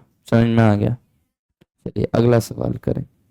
नहीं निहायती निहायती घटिया और दो कौड़ी का सवाल है। फॉर्मूला से करें, फॉर्मूला से करें कि डायरेक्ट अपना तरीका। मास का रेशियो 2:5 तो डिस्टेंस का रेशियो 5:2। याद रखना सेंटर ऑफ मास हमेशा क्या है, बुआ है, बुआ, बुआ। सेंटर ऑफ मास हमेशा बुआ की तरह काम करती है। जो भाई के पास ज्यादा पैसा रहेगा उससे दूरी कम, और जो भाई के पास कम पैसा होगा उससे दूरी ज्यादा। समझ में आ गया ना? चलिए, मास का रेशियो 2:5 तो डिस्टेंस का रेशियो 5:2। तो बताइए भाई, 14 को 5:2 में बांटिए तो 5 2 7, 7 से डिवाइड कर 2 आ गया, और 2 इंटू 5 आ गया 10, और 2 इंटू 2 आ गया 4। तो मतलब सीधा सीधा हम तो डिस्टेंस ही लिखेंगे। ये डिस्टेंस 10 हो गया और ये डिस्टेंस 4 हो गया। अब कोई कोऑर्डिनेट पूछता, अब तुम कोऑर्डिनेट पूछ रहे हो, हम इधर से भी दूरी बता देंगे, उधर से भी दूरी बता देंगे, जो पूछो वो बता देंगे, ठीक है ना? तो कोऑर्डिनेट क्या होगा जल्दी बताइए। पहले बात तो एक्स कॉम आएगा, और वो क्या आएगा 10,0। यस और नो? अच्छा, इधर से कोई पूछ लिया तो 4। फॉर्मूला भी लगा के दिखा दें? नहीं, लगा देते हैं, नहीं तो मन ही मन गाली दे रहे होंगे, क्या पता सही पढ़ा रहा है गलत पढ़ा रहा है। 2m into mass into x coordinate क्या है इसका, ओरिजिन है। मैं तो हमेशा यही ट्रिक अपनाता हूं कि एक को ओरिजिन पे ही मान लेता हूं, थोड़ा तो इक्वेशन घटे। और दूसरा कहाँ है भैया, 5m इंटू, जल्दी बताओ भाई, 5m इंटू 14 डिवाइडेड बाई 7। समझ में आ गया? 2 10 10 दिख गया होगा, 7m, ठीक है ना? तो 10 दिख गया होगा, यस और नो? 10। तो ऐसे फॉर्मूला से भी आएगा और उससे भी आएगा। इसका बताओ रे जल्दी। ये 5m है, 3m है, ये 0 0 है, ये 24 है। इसका आंसर तुम बताओगे ओरली, नीचे से या ऊपर से? नीचे से कितना, 15। बिल्कुल सही है। मास का रेशियो है 3:5 तो डिस्टेंस का रेशियो होगी 5:3। वाई वाई बुआ, बोल मत देना रे घर पे जाके कि सेंटर ऑफ बुआ, बुआ आप सेंटर ऑफ मास हो। निकाहे बेटा, पहले तो उनको खुशी होगी, कुछ ना कुछ अच्छा बोला होगा, लेकिन आप उस भाई के बगल में रहते हो जिसका पैसा ज्यादा है, तुरंत तुरंत एकदम भड़केगी, कौन ट्यूशन में पढ़वा रहे हो इसको, हैं? इतना सच नहीं सुन सकते हैं हम। देखो इधर डिस्टेंस का रेशियो 5:3, 8 से डिवाइड कर, 3 15 दिखा, और ये 9। कोऑर्डिनेट बता, यहाँ कोऑर्डिनेट हमेशा ओरिजिन से बताते हैं, नीचे से बताएंगे। बता भाई, 0,15। समझा कि नहीं समझा? बता दो सेंटर मास टफ है क्या थोड़ा भी? बिल्कुल आसान है, ठीक है। हाँ हाँ, कोई कुछ पूछ रहा क्या बेटा? बेटा ये वाला रेशियो लेना समझ नहीं आ रहा। देखो बेटा फिर से बता देते, मान लो मेरे पास 10 आम है और उसको हमको 2:3 में, तुम 7वीं कक्षा नहीं पढ़ी थी, कोई बात नहीं, उसको 2:3 में बांटना है। तो करा क्या जाता है, इन दोनों को जोड़ दिया जाता है आपस में, 3 2 5, इसको डिवाइड कर दिया जाता है उसी नंबर से। 2 आ गया ना? अभी इसको एक बार इससे मल्टीप्लाई और एक बार इसको मल्टीप्लाई, चाहो तो नोट कर लो। तो उसी तरीके से ये टोटल डिस्टेंस क्या है 24, उसको किस में बांटना है 5:3 में। तो 5 + 3 से डिवाइड करो, यानी 24 को 8 से डिवाइड करो तो 3 आएगा, इधर देख लो 3 आएगा, और 3 को एक बार इससे मल्टीप्लाई तो 15, और एक बार उससे मल्टीप्लाई तो 9। समझ में आ गया ना? ये नोट कर लो बेटा रफ में, इसको रफ में नोट कर लो, बादल बना के, बादल बना के इसे करके नोट कर लो, ठीक है? चलो चलिए आगे बढ़े भैया। चलो कोऑर्डिनेट ऑर्डिनेट नहीं ना लिखेंगे रे अब, इधर ये इसका बता, इसका सर इसमें तो कोई ट्रिक नहीं लगेगा, फॉर्मूला ही लगाना पड़ेगा। लगा देते हैं, बताओ रे फॉर्मूला लगाओ इस क्वेश्चन के लिए। अच्छा, इस बार एक्स कॉम निकलेगा वाई कॉम निकलेगा या दोनों निकलेगा? दोनों निकलेगा। क्यों? क्योंकि जो एक बॉडी है उसका कुछ ना कुछ एक्स कोऑर्डिनेट भी है, कुछ ना कुछ वाई कोऑर्डिनेट भी है। तो सेंटर ऑफ मास याद रखिएगा, अगर 2 पार्टिकल सिस्टम है, ध्यान से सुनिए, सब नोट करने के पीछे पागल हो रखे हैं गधे। सेंटर ऑफ मास का एक सिंपल सा रूल है कि सेंटर ऑफ मास हमेशा, अगर 2 पार्टिकल सिस्टम का निकाल रहे हैं हम, 2 डिस्क्रीट पार्टिकल है, और टू पार्टिकल सिस्टम का जब सेंटर ऑफ मास हम निकाल रहे होते हैं तो हमेशा line joining the two particles के लॉन्ग मिलेगा, इस बात की गारंटी है, ठीक है ना। क्यों? क्योंकि सेंटर ऑफ मास देखिए यहाँ पे क्या हुआ था, इन दोनों इस लाइन में मिला था, इस लाइन में मिला था, इस लाइन में मिला था, तो इस बार इस लाइन में मिलेगा। मतलब मैं तो कहता हूँ एक्स वाई टेढ़ा ले लो, ऐसे एक्स ले लो और ऐसे वाई ले लो, नहीं ले सकते हैं तो भी खट्टे से सेंटर ऑफ मास आ जाएगा, 3 4 5 आ जाएगा ये डिस्टेंस, ठीक है।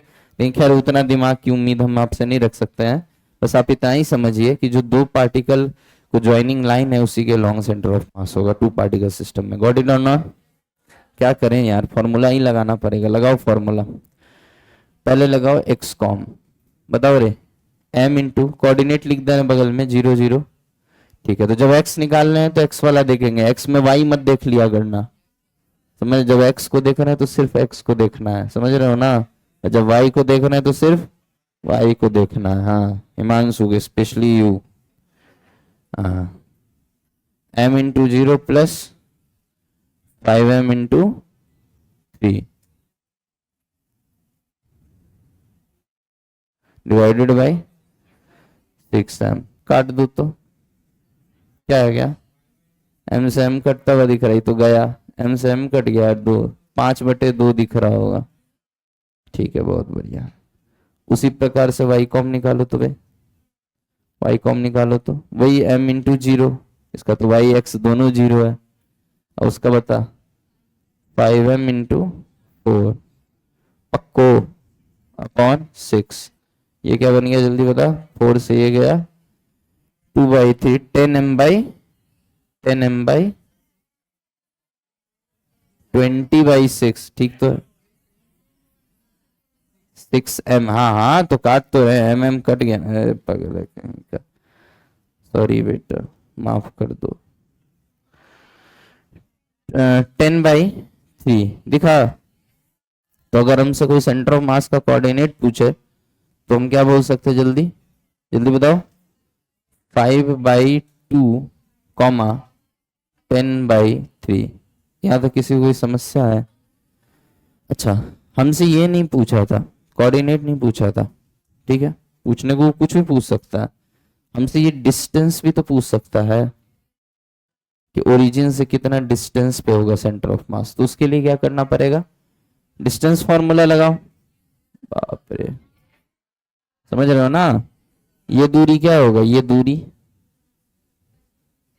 दूरी क्या होगा 5/2, और ये दूरी क्या होगा 10/3। तो 5/2 ये है, ये क्या है 5/2, और ये क्या है 10/3। पाइथागोरस लगा के ये नहीं निकाल लोगे, बिल्कुल निकाल लोगे, लेकिन करना मत, पाइथागोरस मत लगाना, गधे वाला काम हो जाएगा, क्यों समझाऊंगा अभी, ठीक है।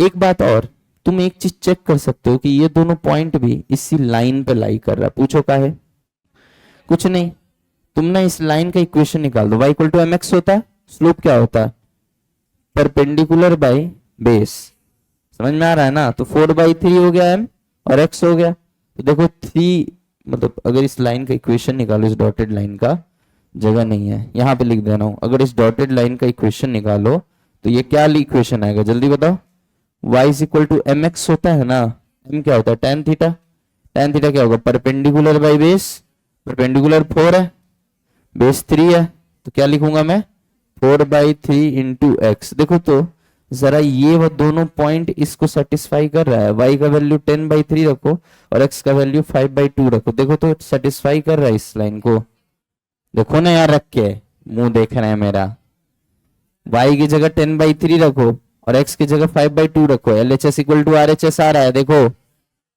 आ रहा है ना।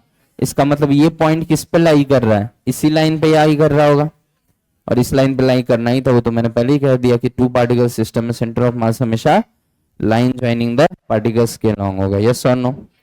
अच्छा अगर हमसे d पूछ रहा है तो d पूछने का, d बताने का एक तरीका क्या है बताओ, d बताने का तरीका क्या है, √5/2 का होल स्क्वायर प्लस 10/3 का होल स्क्वायर, यही करोगे ना। लेकिन ये प्रिफर्ड नहीं है मेरे हिसाब से, मेरा तरीका क्या है देखो भैया, जैसे ही हम देखें ना कि ये 3 और 4 है, मतलब ये 3 और ये 4 है, मतलब ये 5 होगा, थोड़ा सा इसको खोपचे में लेके समझाते हैं। खोपचे में जाओ, देखिए इसको थोड़ा यहां समझा रहे हैं। आज ब्लू है, पानी पानी पानी पानी, देखो रे ये 3 और 4 है ना, तो का होई कितना डिस्टेंस होई बताओ लोग, 5 सेंटीमीटर हुई ना। ठीक है, समझे ना, 3 स्क्वायर प्लस 4 स्क्वायर 5 हो गया। अब मास का रेशियो 1:5, तो डिस्टेंस का रेशियो 5:1। नहीं आया समझ में, मतलब ये डिस्टेंस पता क्या आ जाएगा, 5/6 इंटू 5 है ना, तो 25/6 दिखा, मतलब ये डिस्टेंस आ जाएगा 25/6 और ये आ जाएगा 5/6 है ना, ये आ जाएगा 5/6 और देखो दोनों को जोड़ो तो 30/6 यानी 5 आ जाएगा है ना, तो 25/6। अब बताओ बेटा डी निकालने का ये ज्यादा आसान तरीका है या ये ज्यादा आसान तरीका है, ये वाला ना जो हम सिखाएं अभी, यही तो आसान तरीका है ना, तो कॉपी करो ना, तुम इसको सॉल्व कर लेना घर पे, हमारी हिम्मत नहीं है कि हम सॉल्व करें, तुम सॉल्व कर लेना इसको, यही आएगा आंसर। Got it? सोमांश ने किया है सॉल्व, सोमांश कसम खा के बताओ सही आ रहा है कि नहीं। हाँ उसकी कसम। चल भाई इधर देख, अब 3-3 वाले आ गए हैं, सोमांश 2 वालों को तो डील कर ले रहे थे तुम, 3-3 वाले हैं, कोई बात नहीं फॉर्मूला लगा देंगे, फॉर्मूला बताया ही मास्टर ने। तो एक्स कॉम बताओ रे जल्दी, सबका पकड़ो एक्स वाला, देखो ये हो गया 0 0 दिख रहा है ना, ये क्या हो गया जल्दी बता, 0 और एल, एल नहीं उल्टा बोल दिया, L0 होगा ना, L0। इसका कोऑर्डिनेट क्या लिखोगे, ये इक्विलैटरल ट्रायंगल है भाई साहब, तो जो होशियार बच्चा होगा वो समझ जाएगा कि यही डिस्टेंस तो होता है वाई कोऑर्डिनेट, वाई कोऑर्डिनेट यही डिस्टेंस तो होता है। एक्स कोऑर्डिनेट क्या होगा, एक्स कोऑर्डिनेट तो L/2 होगा मास्टर, इसमें कहीं कोई संशय नहीं है। वाई कोऑर्डिनेट कैसे बताओगे, तो ये डिस्टेंस, तो ये कैसे निकालेंगे बेटा, या तो L और L/2 का पाइथागोरस लगा लो, या फिर अगर गंवाड़ हो तो ये पता होगा कि 60 डिग्री होगा ये, तो L cos 60 हो गया, L sin 60, L sin 60 सीधे क्या आ गया बताओ, √3L/2, यस और नो। अब इसको थोड़ा जगह बनाना पड़ेगा, जल्दी करिए। अब एक्स कॉम लिखने जा रहे हैं भैया, फटाफट कॉपरेट करना, m इंटू 0 सबके ध्यान यहाँ रहेगा, plus m into L, plus m into, तुम लोग बोलो यार हम थोड़ी बोलेंगे, हमारी प्रैक्टिस करवा रहे हो, m into 0 plus m into L plus m into, तुम लोग मुंह में दही जमाए हुए हो, m इंटू L/2 ठीक है ना, ठीक है, divided by total mass 3m, क्या आएगा जल्दी आंसर बता, ml प्लस 3, ये 1.5 दिख रहा होगा, 1.5 दिख रहा होगा मतलब आधा दिखा, अरे 3mL/2 होगा ना, 3m कट गया, क्या दिखा, L/2 दिखा, पक्का, चलो मला जाऊ दे वाई कॉम, चल भाई फटाफट कर, m का देखो 2-4 बच्चे बोले, फिर दिमाग में रखा, ओ ए गोएड़ा, क्या बोल रहा हूं मैं बार बार कि इंटरैक्ट करना है, तुमको आंसर बताना है,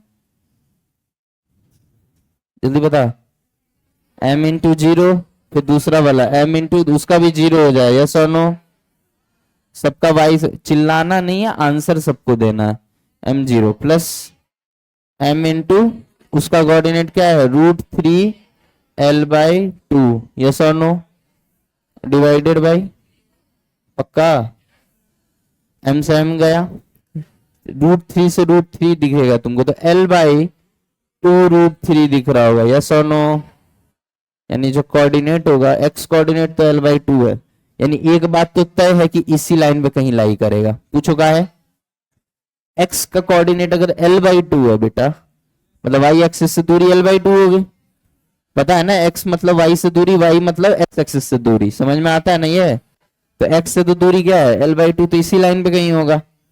अच्छा y कोऑर्डिनेट क्या है l/2√3, मतलब कहीं यहां पे होगा सेंटर ऑफ मास जिसका कोऑर्डिनेट क्या होगा l/2 कॉमा, अरे चचा l/2√3। हाँ कोई समस्या है? चलिए, तुमको लगता है हम इससे बनाएंगे? देखो एक चीज समझो, सेंटर ऑफ मास का मतलब क्या होता है, जहां पे हम होल सिस्टम के मास को कॉन्सेंट्रेटेड मान सकते हैं just for the sake of calculation, yes और नो। तो हम क्या कर रहे हैं, कैलकुलेट, अरे सेंटर ऑफ मास भी निकालना एक तरह का कैलकुलेशन ही है ना। सेंटर ऑफ मास निकालने की प्रक्रिया में ऐसा तो नहीं है कि हम तांत्रिक बन के भूत भगा रहे होते हैं, वो भी तो एक कैलकुलेशन ही है।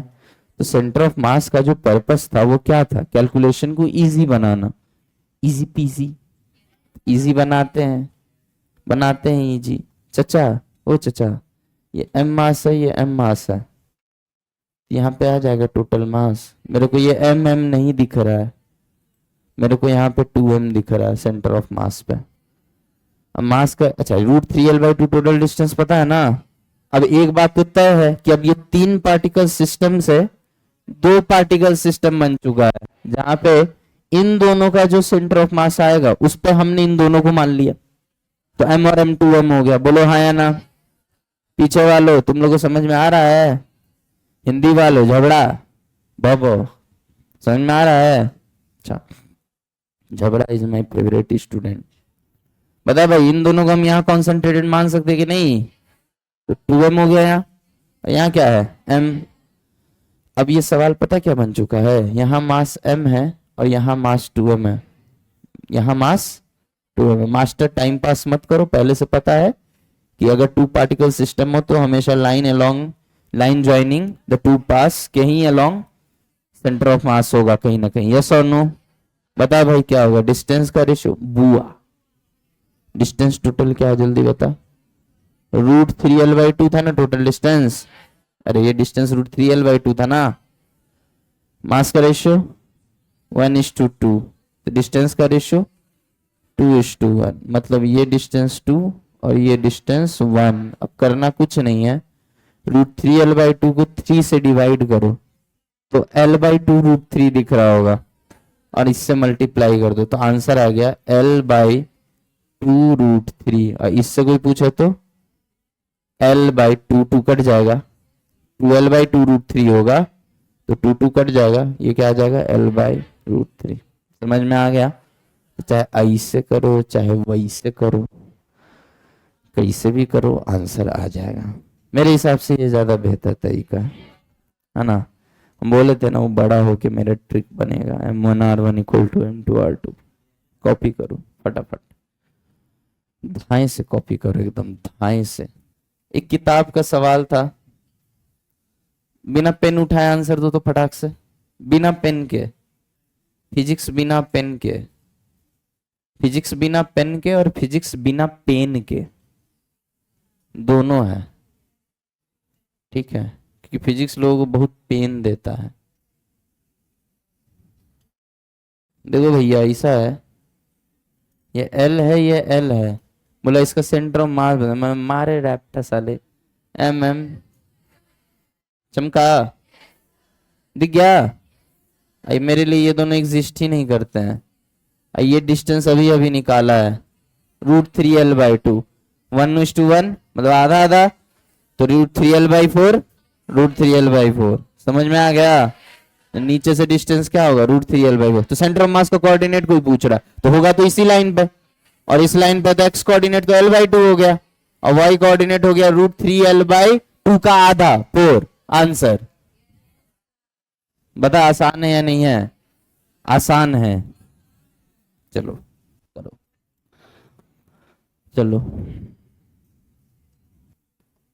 चलिए इसका निकालते हैं जल्दी। इसका सेंटर ऑफ मास बताओ, 2m, बता भाई, इनटू, पहले m से शुरू करते हैं, x कॉम निकालते हैं, इसमें डायरेक्ट ट्रिक लगा सकते हैं क्या? कॉम्प्लिकेट हो जाएगा, वैसे लगा सकते हो 3m और m से लगा दो, फिर इसका इसका लाइन ज्वाइनिंग देख लो, फिर वहां से लगा दो, ठीक है। लेकिन खामखा कॉम्प्लिकेट करने से क्या फायदा, डायरेक्ट फॉर्मूला ही लिखते हैं, ठीक है। एक्स कॉम बता,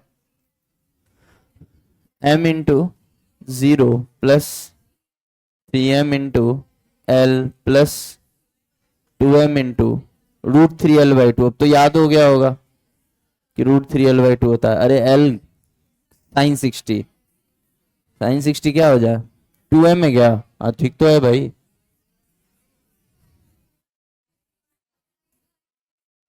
एक आदमी बोलो क्या कह रहे हैं, क्या जाएगा? एक्स कोऑर्डिनेट, हाँ हाँ सॉरी सॉरी, एक्स कोऑर्डिनेट लेना, एक्स कॉम, यस, हाँ हाँ, मिस्टेक हो गया, मिस्टेक। 2m का क्या हो जाएगा, इसका कोऑर्डिनेट क्या है, l/2 और √3l/2, y कोऑर्डिनेट ना है जी। तो क्या हो जाएगा 2m इंटू l/2, इसका क्या हो जाएगा 3m, नहीं 2 1 3 3 3 6 6m, आंसर बता रहे 3ml प्लस 2, 2 तो नहीं रहा, ml ही रह गया, 4ml/6, 2ml m, m तो गया, 2l/, समझ में आ गया ना, ये x आ गया, y निकालो तो फटाक से, जल्दी बताओ, m into 0 plus 3m into 0 plus इसका y कोऑर्डिनेट बताइए, सीधे √3m लिख दे, 2 2 कट ही जाना है, डिवाइडेड बाय 2 1 3 3 3 6, बताइए जल्दी। तो इसको क्या लिख सकते हैं, 3 इंटू 2, तो √3 से 3 गया, √3 2√3, m से m गया, तो क्या बन गया l यहां भी तो आएगा बे, हाँ, तो l/2√3 दिखा, तो ये y कॉम आ गया, जल्दी कॉपी करिए, कर लोगे ना यार अब ऐसे सवाल, पक्का ना? चलो अब इसका बताओ तो, हाँ बेटा बोलना, सेंटर पे नहीं कर सकते 4m, क्योंकि बेटा इस बार सेंटर पे नहीं होगा सेंटर ऑफ मास, इस 3m है भैया, यहां होगा कहीं, फिर इन दोनों लाइन का डिस्टेंस निकालना पड़ेगा, गेटिंग माय पॉइंट? हाँ यहाँ पे बच्चे गलती कर सकते हैं कि उनको लगेगा कि भैया 3m है, m है, बीच में हम मान लेते हैं 4m, अब 4m और 2m 1:2, आसान हो गया सवाल। ये भूल गए कि जैसे ही ये 3m हो जाएगा तो बीचों बीच थोड़ी आएगा, अब यहाँ कहीं आएगा ना, और अब इस लाइन ज्वाइनिंग के अलोंग होगा centre of mass, getting my point और नॉट? चाहे तो ये बना भी सकते हैं, ये वाला लाइन बना सकते हैं, ताकि आपको याद रहे कि सेंटर ऑफ मास इस लाइन को ज्वाइनिंग होगा। समझ में आया या नहीं आया? इसका आंसर दो जल्दी बेटा, फटाक से एकदम देखते के साथ, जल्दी फटाफट, हो गया आंसर? खाली फॉर्मूला में रखने का प्रैक्टिस करवा रहे हैं हम, और कुछ नहीं है इसमें, गेटिंग माय पॉइंट और नॉट? फटाक से करो, फ्राक से, फ्राक से करो, फ्राक से करो, एक्स कॉम बताओ,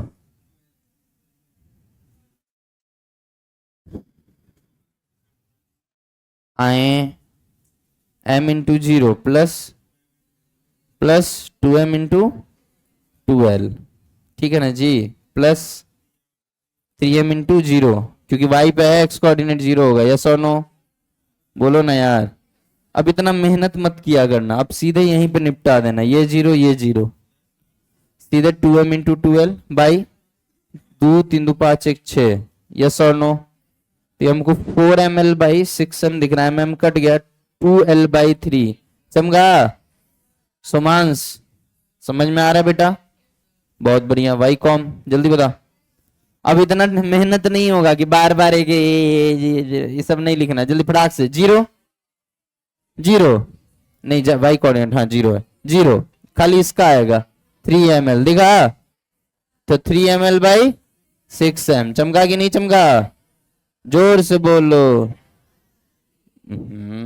l/2, जल्दी कॉपी करो, हो गया बे? अब ये सवाल करा है, इसमें देख x y z तीनों जगह पार्टिकल है, यस और नो? तो गधा छाप मेथड पहले बताएं या समझदार वाला, डायरेक्ट समझदार वाला बताएं? सुनो गधा छाप पहले, देखो बेटा x com y com z com तो तुम निकाल ही लोगे, इसमें तो एक्सपर्ट हो, m m m का भी अभी निकालें। अब ये जो दूरी है ये तीनों से बराबर है, मतलब इसके बिल्कुल सेंटर, ये जो है ये क्या है, इस ट्रायंगल का सेंट्रॉइड है। समझ में आ रहा है या नहीं आ रहा? और सेंट्रॉइड से h हाइट ऊपर m मास है, ये क्वेश्चन में दिया हुआ था। ठीक है, तो मैं तो ये मानूंगा कि तीनों को यही कंसंट्रेटेड मान लो 3m। नहीं समझे? सवाल नहीं समझ में आ रहा हमें लगता है तुम्हें, अब आएगा। कोई बात नहीं बेटा, कोई बात नहीं, मेरा फर्ज है कि मैं गधों को भी समझाऊं, तुम तो फिर भी समझदार हो। सरकैजम था ये।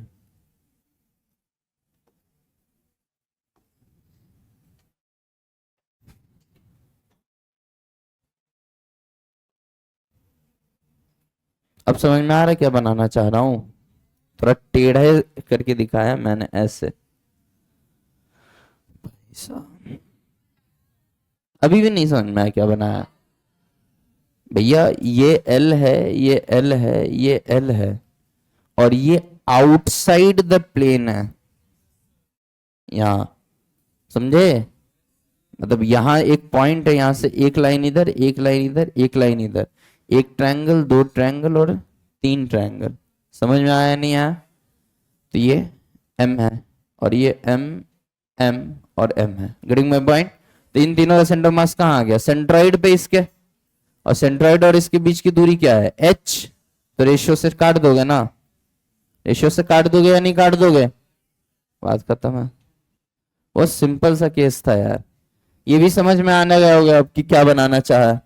एल एल एल ये सेंट्रॉइड है, तो मैं तो ये कहूंगा कि ये एम एम एम तीनों का तीनों यहाँ कॉन्सेंट्रेटेड है 3m, और ये हाइट बता रखा था h। तो मास का रेशियो 1:3, तो दूरी का रेशियो 3:1, मतलब यहां से दूरी क्या रहा होगा?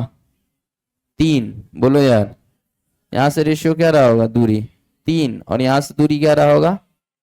1 रहा होगा। पक्का ना?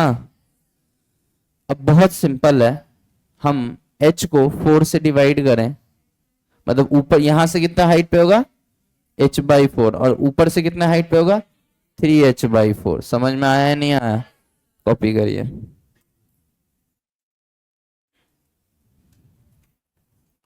धड़ाधड़ कॉपी करिए एकदम फुल स्पीड में।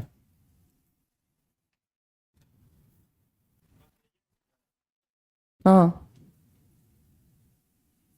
हाँ, मैं ये कह रहा हूं बेटा कि इस ट्रायंगल का सेंट्रॉइड कहाँ है? यहाँ है ना, और सेंट्रॉइड से h हाइट ऊपर m है, तो यहाँ से 3h/4, यहाँ से h/4। अब हमको अगर कोई बोले नहीं नहीं हमको ये नहीं चाहिए, हमको तो कोऑर्डिनेट ही चाहिए, तो लगाओ फॉर्मूला फिर, x com y com z com. ठीक है ना? लगाओ फॉर्मूला। x कॉम बताओ भाई, x कॉम क्या होगा? यहाँ तो बना ही रखा है तुम्हारे सामने मैंने, इसका बस y कोऑर्डिनेट है, बाकी सब x z प्लेन में है।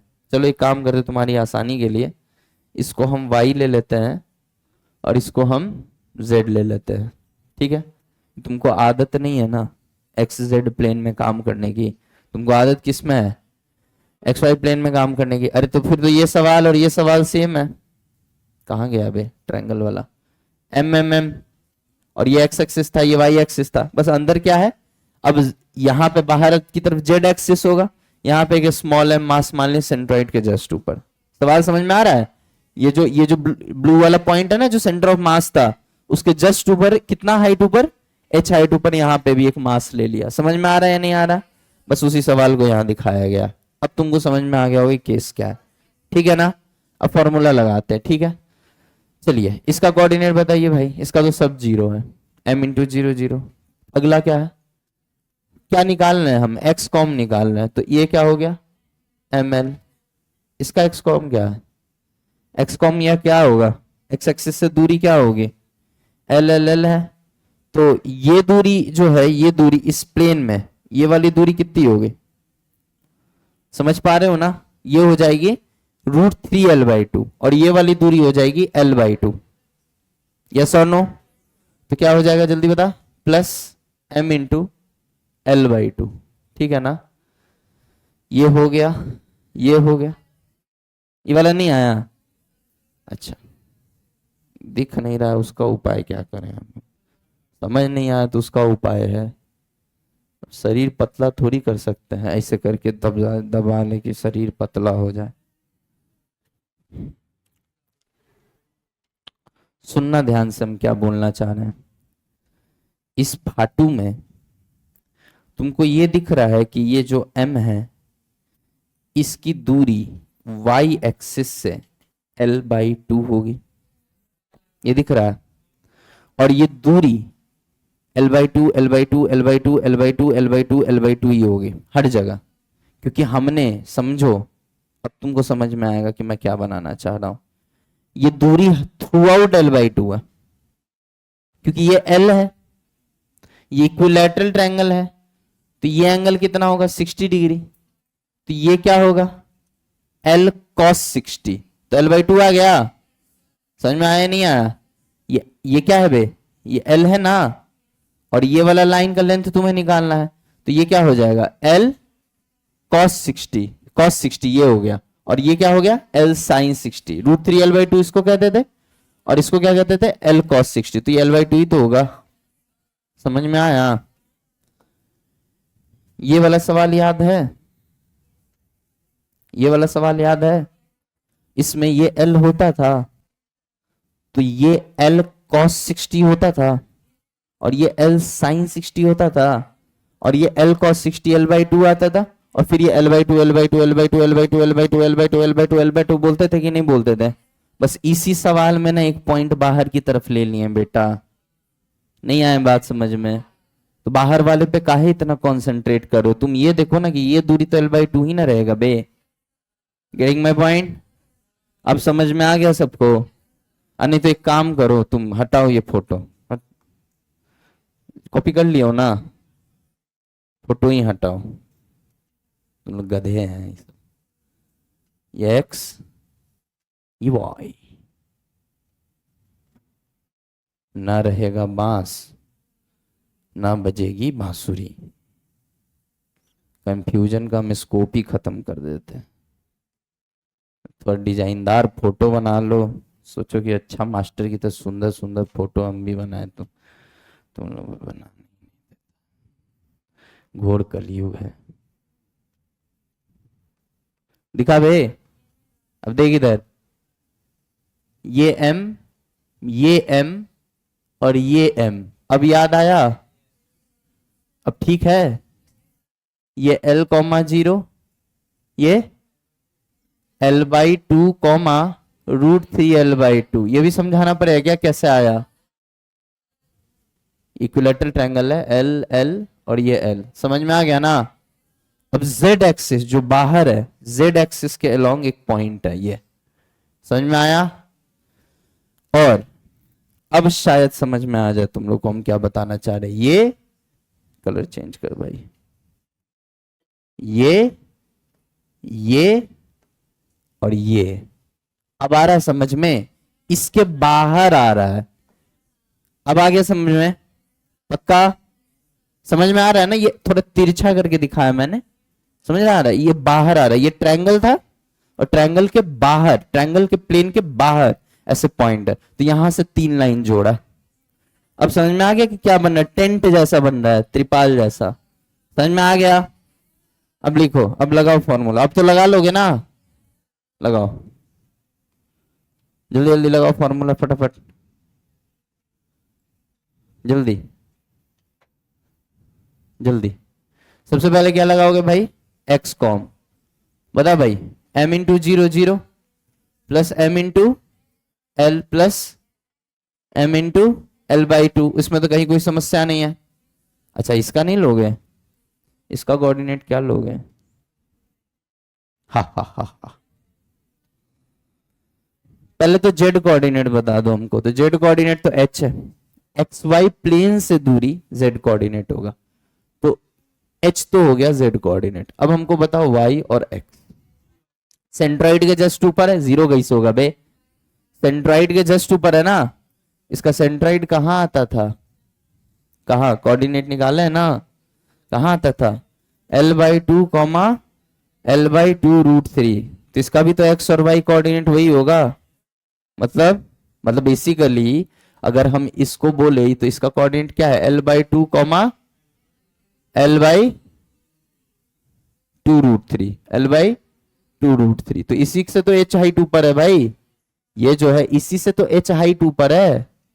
इसका कोऑर्डिनेट क्या हो गया, L/2 कॉमा क्या हो गया, L/2√3। ये सबको समझ में आ गया? सोच के बोल, नहीं आया समझ में? सेंट्रॉइड का कोऑर्डिनेट हमें पता है, ये ट्रायंगल है, देखो ध्यान से, ये हमारा ट्रायंगल है, ये ट्रायंगल है हमारा, दिखा? और सेंट्रॉइड का कोऑर्डिनेट पता है, और सेंट्रॉइड से h हाइट ऊपर है। अगर ये सेंट्रॉइड पे होता तो क्या कोऑर्डिनेट होता, वही जो सेंट्रॉइड का है, उससे बस h हाइट ऊपर है, और h हाइट ऊपर है मतलब z एक्सिस में बात हो रही है, तो बस एक z कोऑर्डिनेट तो एक्स्ट्रा आएगा बे, x y तो सेम आ जाएगा ना। अब समझ में आया? पक्का? z कोऑर्डिनेट क्या होता है, एक्स वाई प्लेन से दूरी। पहले हम x कोऑर्डिनेट बताएंगे, फिर y कोऑर्डिनेट बताएंगे। अच्छा, अगर हम पूछे तुमसे कि x कोऑर्डिनेट क्या होता है, तो x कोऑर्डिनेट क्या होता है, yz प्लेन से दूरी। तो yz प्लेन से दूरी क्या होगा, मान लीजिए yz प्लेन है तो उससे दूरी क्या होगा, अगर सेंट्रॉइड की दूरी L/2 है तो इसके जस्ट ऊपर जो चीज होगी, ये है हमारा पॉइंट, उसकी भी तो दूरी L/2 ही होगी। अब समझ में आ गया? पक्का? मान लो कि इस पे हमारा 1, 2 और 3 ये कॉर्नर दिख रहा है ना, ये ट्रायंगल है, ठीक है? ये क्या है, ये है x कोऑर्डिनेट, x एक्सिस, ये क्या है y एक्सिस, और ये क्या है, नहीं उल्टा बोल दिया शायद, हाँ नहीं सही बोल रहा हूं, ये z एक्सिस है, ठीक है? ऐसे करके दिखा लेते हैं, ठीक है? 1, 2 और 3 है, ठीक है? ये क्या है x एक्सिस, ये क्या है y एक्सिस, ये क्या है z एक्सिस। अब मैं बोल रहा हूं ये पॉइंट यहां पे है, ठीक ना, यहां पे, समझ में आ रहा है? तो बता इस प्लेन से दूरी क्या होगी, इस प्लेन से जो सेंट्रॉइड की दूरी थी उसके जस्ट ऊपर वाले पॉइंट की भी तो दूरी प्लेन से उतनी ही होगी। दिखा कि नहीं दिखा? मान लो ये वाला प्लेन है, ये वाला प्लेन, ठीक है? और सेंट्रॉइड यहां है, सेंट्रॉइड यहां दिख रहा है कि नहीं दिख रहा है? तो सेंट्रॉइड की इस प्लेन से दूरी बताना कितना है, दिख रहा है ना? तो अगर सेंट्रॉइड के जस्ट ऊपर कोई पॉइंट है तो उसकी भी इस प्लेन से दूरी क्या होगी, इतना ही तो होगी। अब समझ में आ गया? पक्का ना? चलो उसी तरीके से y का भी देख सकते हैं, उस तरह से z से, तो यही आ जाएगा। अब लगाओ फॉर्मूला, 0 ml, ml/2, तीनों तो हो गए, एक चौथा क्या रह गया बता जल्दी, m प्लस इसका भी L/2 होगा, यस और नो? बता भाई टोटल मास क्या है, 4m हो गया ना, 4m, इसका भी तो मास m ही था, 4m। सॉल्व करके बताना जरा क्या आएगा।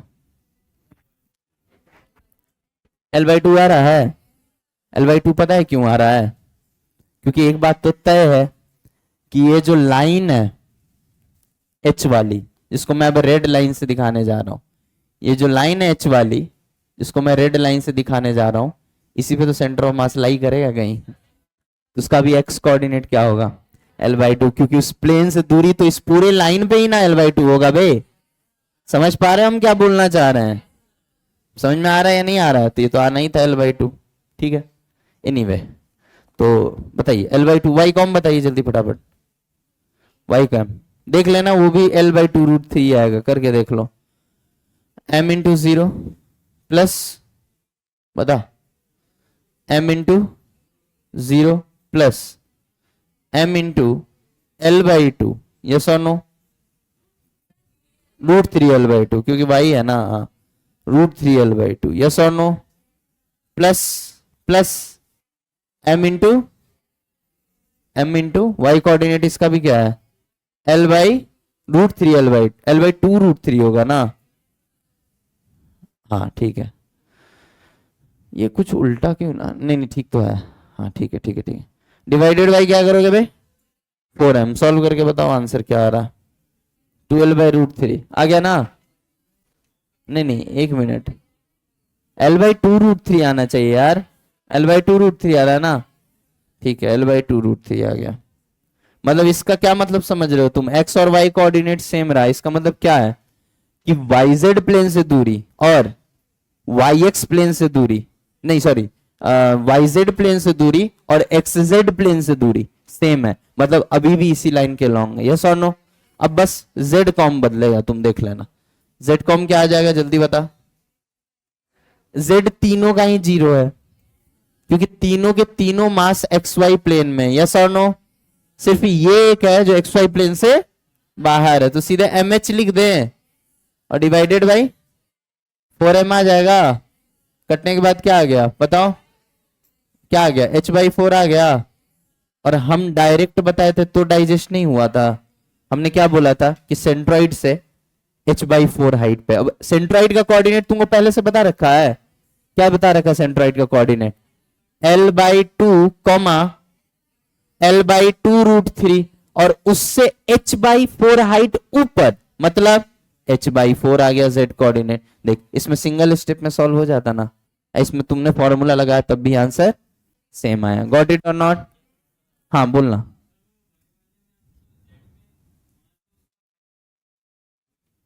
क्या किसका z में जो है y का कहा नहीं लिया उसका? एक मिनट रुक जा, होगा इसका तो बिल्कुल होगा। अच्छा एक मिनट, इसका y कोऑर्डिनेट क्यों नहीं होगा? एक्स जेड प्लेन में कहा है बेटा, ये तो तीनों के ऊपर है ना।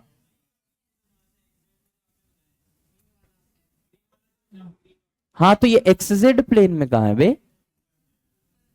एक्स जेड प्लेन से तो थोड़ा ऊपर होगा ना भाई। भाई एक बात बता, एक 3 पेन देना मुझे।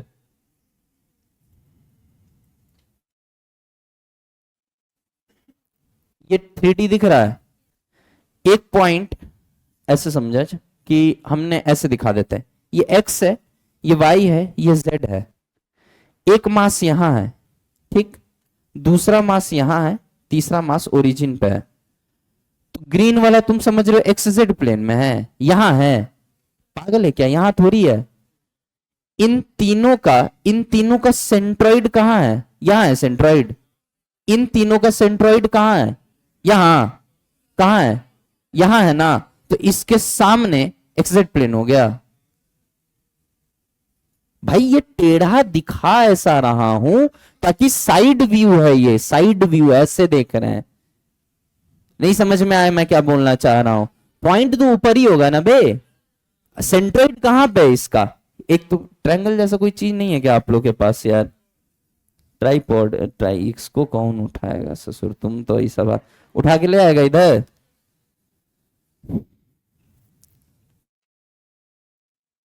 कतई एकदम सुअर हो। 2 पेन और दे, हमें को कुछ जुगाड़ करना पड़ेगा। इस तरीके से है सिस्टम। इसका सेंट्रॉइड कहां होगा ये बताओ?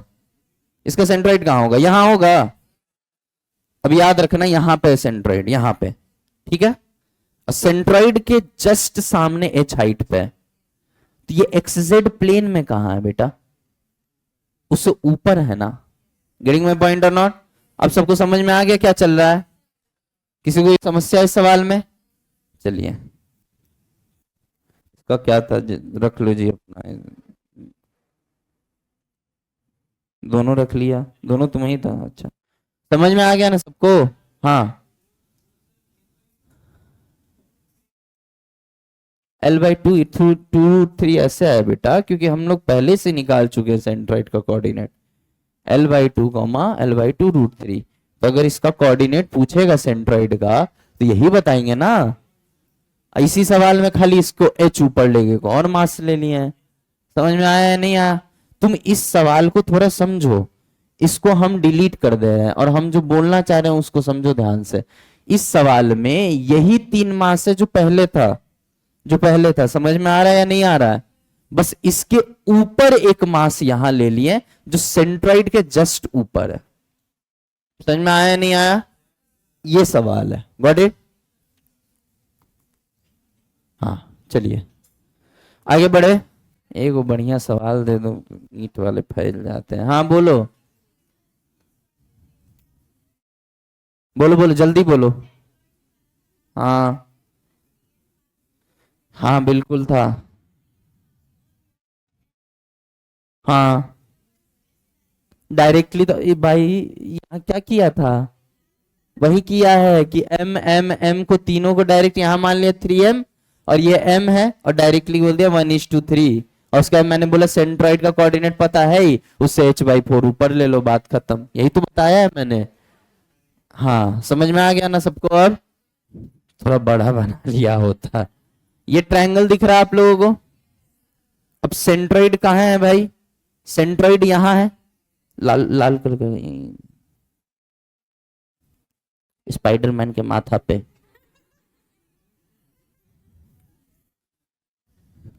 पकड़, ये ट्रायंगल दिख रहा है, इस ट्रायंगल में ये लाल धब्बा दिख रहा है, लाल धब्बा यहाँ है, दिख रहा है ना ये लाल धब्बा, ये सेंट्रॉइड है, और सेंट्रॉइड से z बाहर है, ये ऐसे, गॉट इट? और फिर सॉरी z नहीं, h बाहर है, तो ये हाइट कितना है भाई? h है, ठीक है ना? अब इन तीनों का सेंटर ऑफ मास आ गया यहां, और इसके बाहर है ये, तो इस पॉइंट का कोऑर्डिनेट क्या होगा? एक्स वाई तो वही रहेगा, बस z बदल जाएगा क्योंकि बाहर की तरफ आ रहा है। कितना बदल जाएगा?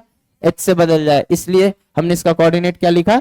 जो सेंट्रॉइड का कोऑर्डिनेट है कॉमा h, और जब सॉल्व किया तो क्या आ गया?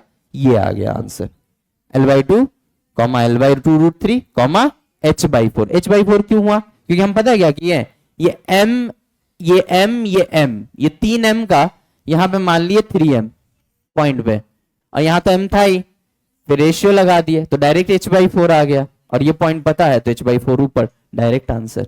Got it? चलिए दे दो उसको। धन्यवाद बेटा, बहुत बहुत धन्यवाद। एक अच्छा सवाल और लिखो। और M M M M M square है भैया, रोम्बस मत समझ लेना। टेढ़ा बनाया जरूर है, क्यों बनाया टेढ़ा? क्योंकि 3D में दिखाना है, ये x है, ये y है, और ये z है ऊपर। समझ में आ रहा है ना? टेढ़ा में बनाया। कैसे ले ले x y? तुम जैसे बोलोगे वैसे ले लेंगे। x z y ले ले, x y z जैसे बोलोगे वैसे, x y z ऊपर z ले लें, ठीक है? तुम लोग भाई पैसा दे रहे हो तो तुम लोग जो कहोगे वही ना सुनेंगे, हैं? भाई तुम लोग मालिक हो हमारे, मालिक ही हो। क्या कह रही? मालकिन है, गधी।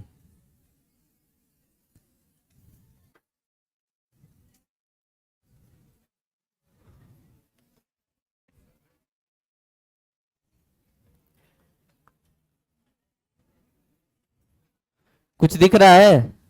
ये एक्स वाई प्लेन है, और उसके ऊपर जेड एक्सिस में ये मास है। फील कर पा रहे हो ना? अच्छा किसके ऊपर है? जस्ट सेंटर के ऊपर। तो एक्स वाई कोऑर्डिनेट तो इसी का आ जाएगा, बस जेड एक एडिशनल आ जाएगा, और ये हाइट h दे रखा था, और सेंटर ऑफ मास का कोऑर्डिनेट पूछा था। जल्दी बताइए फटाफट, एकदम फटाक से आंसर बताओ। और इस सवाल में अगर टाइम लग रहा है तो शर्म की बात है।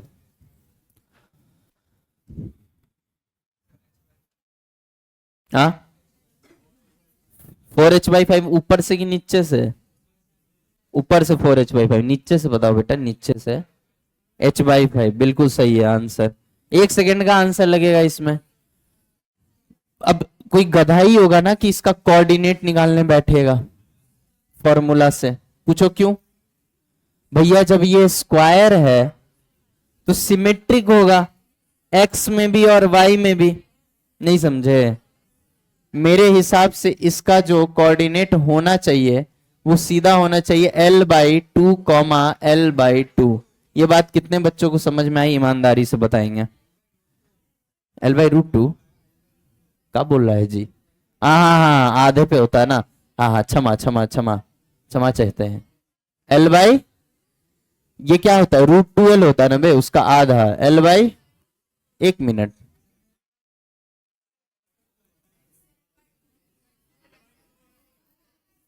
भाई तू l/√2 कैसे कह रहा है? y कोऑर्डिनेट l/√2 है। Let me check it. y coordinate मतलब x एक्सिस से दूरी। l/√2 कैसे आ गया तुम्हारा ये? l/2 आएगा ना बेवकूफ। भाई सीधी सी बात है, अगर मेरे पास मास का एक स्क्वायर है,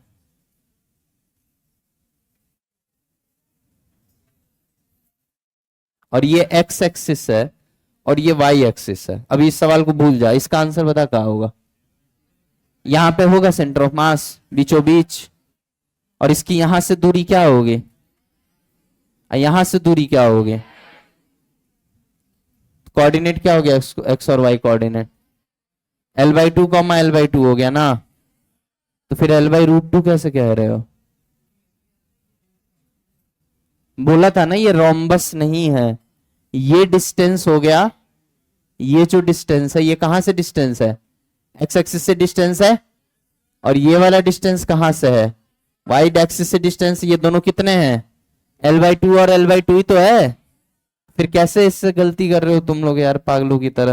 ये तो फॉर्मूला लगा लो भैया, ना डर लग रहा है तो फॉर्मूला लगा लो। ध्यान से देखो, पहले फॉर्मूला से ही कर देते हैं। एक्स कॉम बताओ सबका, m into 0 plus m into L plus इसका क्या है? इसका भी m इंटू 0 ही होगा एक्स कोऑर्डिनेट, क्योंकि y एक्सिस पे है ना।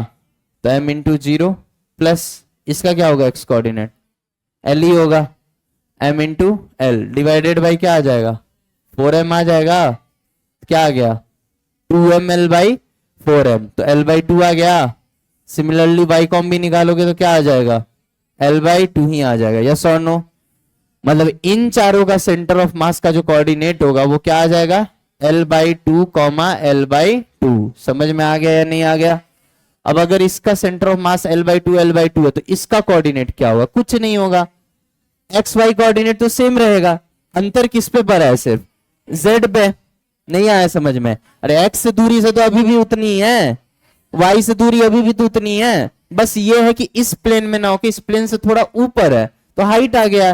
तो बताओ l/2 comma l/2 comma h हो जाएगा। हिंदी वालों समझ में आ रहा है? कहीं डाउट है तो पूछ सकते हो, किसी को डाउट है तो हैंड रेस कर सकता है। नहीं है डाउट? समझ में आ गया ना? सेंटर ऑफ मास का कोऑर्डिनेट पता है, उसमें h हाइट ऊपर, ये हो गया कोऑर्डिनेट। Got it? अब z कॉम निकाल भाई, z कॉम निकाल। z इन सब का 0 है। पूछो क्या है? सारे के सारे एक्स वाई प्लेन में और ये एक्स वाई प्लेन से बाहर है। यस और नो? तो मैं तो सीधा बोलूंगा m into H upon 5m। Yes और नो? कट कटा के क्या आया? h/5। अब जो होशियार बच्चा होगा पता है क्या करेगा? वो बोलेगा हमको बाकी से घंटा मतलब नहीं है, बस हमको ये देखता है, बस हमको मास्टर ये दिखता है, ये दिखता है बस हमको। और ये यहां हमको दिख रहा है m का 4m। बोलो यार। और यहां हमको दिख रहा है m, और ये हाइट है h। दिखा या नहीं दिखा?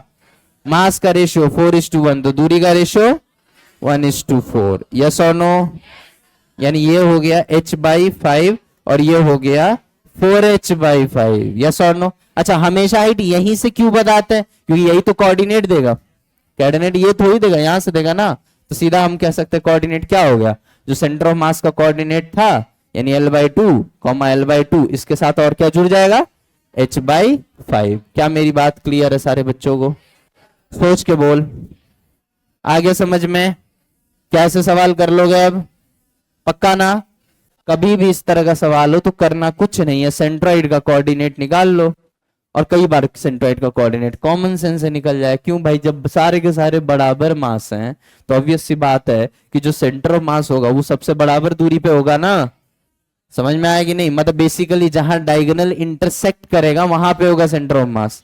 तो अगर एक स्क्वायर और डायगोनल यहां इंटरसेक्ट कर रहा है तो यही तो सेंटर ऑफ मास होगा। अब एक्स एक्सिस से दूरी क्या होगी? ये वाली दूरी एक्स एक्सिस से होगी। समझ में आ रहा है नहीं?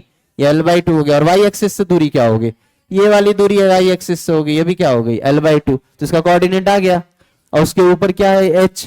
फिर इसको कंसंट्रेट करके ये ट्रिक लगा देंगे, और ट्रिक लगाने के बाद x y पता ही है, उसके साथ h/5 लिख देंगे। तो x पता है, y पता है, और h/5 लिख दिया। आंसर समझ में आ गया सारे बच्चों को? ईमानदारी से बोलेंगे। हिंदी वालों, बार बार पूछ रहा हूं, अगर डाउट है तो पूछ लो।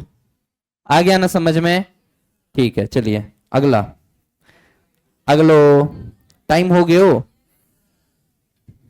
मैम आई थी ना अभी। ब्रेक दें बेटा, मेरा बस चलो तुमको ब्रेक कर दे हम। ब्रेक देना बहुत दूर की बात है, ब्रेक करना हो तो बताओ। ये बी स्टार है और ये गधा छाप, समझ रहे हो ना? ठीक है, इसको छोटा करो यार, बहुत बड़ा है। अरे चीचा, आसा नहीं आशिक बन जाना। चलो एक सवाल होमवर्क के लिए दे रहे हैं। ये होमवर्क में जिसने किया उसको मेरी तरफ से एक डेयरी मिल्क, पक्का 10 रुपए वाली डेयरी मिल्क। बेटा जिस हिसाब का सवाल रहेगा उसी हिसाब का तो डेयरी मिल्क मिलेगा। अच्छा सवाल होता तो ज्यादा मतलब मिलता। सुमांश, सुमान शेखावत,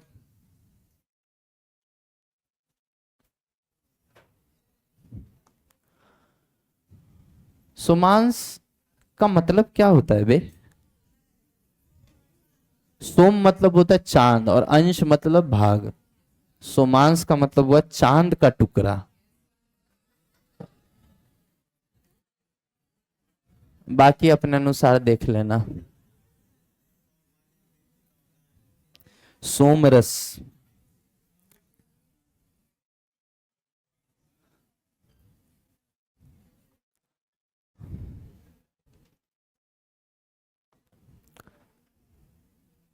सवाल समझ में आ रहा है ना? इस बार सेंट्रॉइड के ऊपर नहीं लिया है, किसी एक मास के ऊपर ले लिया। इस बार फॉर्मूला तुमको X com Y com Z com लगाना ही पड़ेगा, इस बार ट्रिक काम नहीं करेगा। गॉट इट और नॉट? नहीं तो यहां है, फिर पाइथागोरस से डिस्टेंस निकाल लो, फिर ट्रिक लगा लो तो अलग बात है। Got it?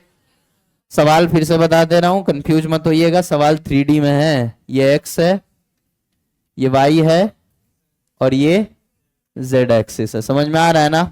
और ये मास एक्स वाई प्लेन के ऊपर है। कितना ऊपर है? h हाइट ऊपर है और ये चारों एल एल एल एल है। ठीक है ना? करके आना ये सवाल, एक्स वाई जेड कोऑर्डिनेट निकाल के लाओगे होमवर्क में। ठीक है ना पक्को? अब लिखो centre of mass, determination of centre of mass for continuous mass system. अभी तक हम क्या पढ़ रहे थे भाई?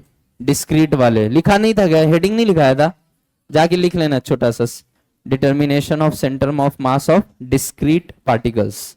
डिस्क्रीट पार्टिकल मतलब जब हमको दिख रहे हैं कि पार्टिकल अलग अलग हैं और सारे के सारे पॉइंट मास हैं, सारे के सारे पॉइंट साइज पार्टिकल है। समझ में आ रहा है ना? अब हम किसके लिए पढ़ रहे हैं? कॉन्टिन्यूअस। बनते ये भी पॉइंट मास के ही हैं, लेकिन ये टुकड़े टुकड़े में दिखाई तुमको नहीं देगा अलग अलग, ये एक साथ दिखाई देंगे। यस और नो? हाँ, डीप विद इन हमें पता है कि ये छोटे छोटे भाग में होगा, बट बाहर से कैसा दिखेगा? बिल्कुल एक समान। गॉट इट और नॉट? समझ में आ रहा है बे? ओके। क्या बेटा बोला ना? Centre, determination of centre of mass for discrete particles. तो लिख ले centre of mass for discrete particles. Centre of mass for discrete particles अलग अलग दिख रहे थे ना यहां, अब नहीं दिखेंगे। अगला टॉपिक डालो, centre of mass for continuous particles. शुरू में जाके डिस्क्रीट वाला डाल दो, और डिस्क्रीट वाला पढ़ चुके हैं अब हम लोग। अब टॉपिक डालो centre of mass of continuous system. क्या मैं उम्मीद करूं कि आप अब खुद से सवाल कर लेंगे? बहुत अच्छा। आए, इसका आंसर नहीं याद है हमको, करके देखना पड़े। देखो बेटा हमको याद नहीं रहता, देखोगे सवाल है खाली, देख लो सवाल रहता है खाली। हम सवाल लिखते हैं, आंसर देन एंड देयर वो हम करते हैं, हमको याद नहीं रहता आंसर। उनसर हमको फॉर्मूला नहीं याद रहता, आंसर घंटा याद रहेगा। Shut up. Centre of mass for continuous system, system पे सिस्टम।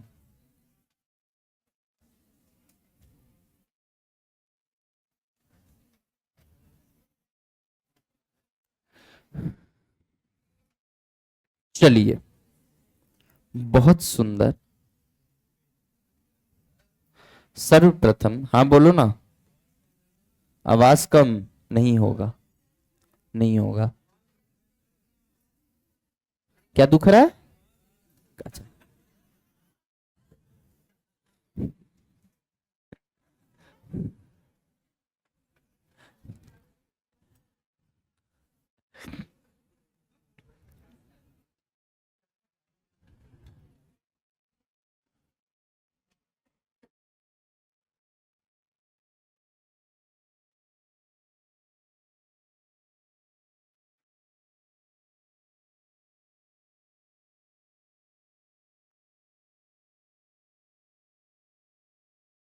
ये एक ये एक यूनिफॉर्म रॉड है, uniform rod.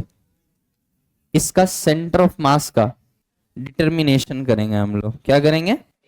Determination of centre of mass of uniform rod. ठीक है ना? करें। सपोज करिए बच्चा लोग कि इस रॉड का लेंथिया जो है वो L है और टोटल मसिया M है। मतलब टोटल द्रव्यमान जो है, कुल द्रव्यमान M है और कुल लंबाई L है। यूनिफॉर्म का मतलब क्या होता है कि इसका जो घनत्व है यानी डेंसिटी वो हर जगह एक समान है। मतलब ये नहीं कि यहाँ थोड़ा मोटा हो गया, यहाँ पतला हो गया, या फिर ये नहीं कि यहाँ पे लकड़ी का बना हुआ है, यहाँ लोहा का बना हुआ है, तो साइज सेम भी है तो भी ये ज्यादा भारी होगा। नहीं समझे? ये मार्कर हर जगह यूनिफॉर्म थिकनेस का होता, लेकिन आधा लोहा का बना होता, आधा लकड़ी का बना होता। बताओ भारी कौन सा साइड होता? फील आ रही है ना? लेकिन यहाँ पे ऐसा नहीं है, एक समान मटेरियल का बना हुआ है। गॉट इट और नॉट? तो घनत्व भी जो होगा यानी डेंसिटी वो एक समान होगा। समझ में आ रहा है हिंदी वालों? फिर यूनिफॉर्म रॉड के लिए बना रहे हैं। हाय बिग बॉस। चलिए अब यहां से शुरू करते हैं सेंटर ऑफ मास निकालना। ठीक है? सेंटर ऑफ मास, एक बात तो तय है कि वाई में नहीं होगा। वाई में मास ही नहीं है तो काहे का सेंटर ऑफ मास? ठीक है, याद रखना सेंटर ऑफ मास कभी भी जो पार्टिकल्स हैं उनकी ज्वाइनिंग जो लाइन है उसके हमेशा अंदर अंदर होगा। नहीं समझे? मान लो हम 5-6 पार्टिकल बना देते, 1 2 3 4 5 6 7 8, ऐसे कई पार्टिकल बना दिए 5 6 7। और कोई पूछेगा सेंटर ऑफ मास बताओ कहां होगा, तो जो सबसे बाहरी पार्टिकल्स हैं उन सबको कनेक्ट कर दो। सबको कनेक्ट करना जरूरी नहीं है, जो बाहर बाहर के हैं उनको कनेक्ट करो, और जो बाउंड्री मिलेगी उस बाउंड्री के हमेशा अंदर सेंटर ऑफ मास होगा। इस बाउंड्री के कभी बाहर नहीं जा सकता। हाँ, इस बात का मतलब ये बिल्कुल नहीं है कि सेंटर ऑफ मास हमेशा वहां प्रेजेंट होगा जहां मास प्रेजेंट हो। ये मैं नहीं बोल रहा हूं। यहाँ पे कोई पार्टिकल है, यहाँ पे कोई पार्टिकल है, यहाँ पे कोई पार्टिकल नहीं, यहाँ पे कोई मास नहीं है, हो सकता है सेंटर ऑफ मास यहाँ आ जाए। समझ में आ रहा है या नहीं आ रहा है? तो सेंटर ऑफ मास कहीं भी हो सकता है, लेकिन होगा आउटर मोस्ट पेरीफेरी के अंदर ही। समझ में आ गया ना? हाँ ठीक है, बहुत अच्छा, यही समझाना था।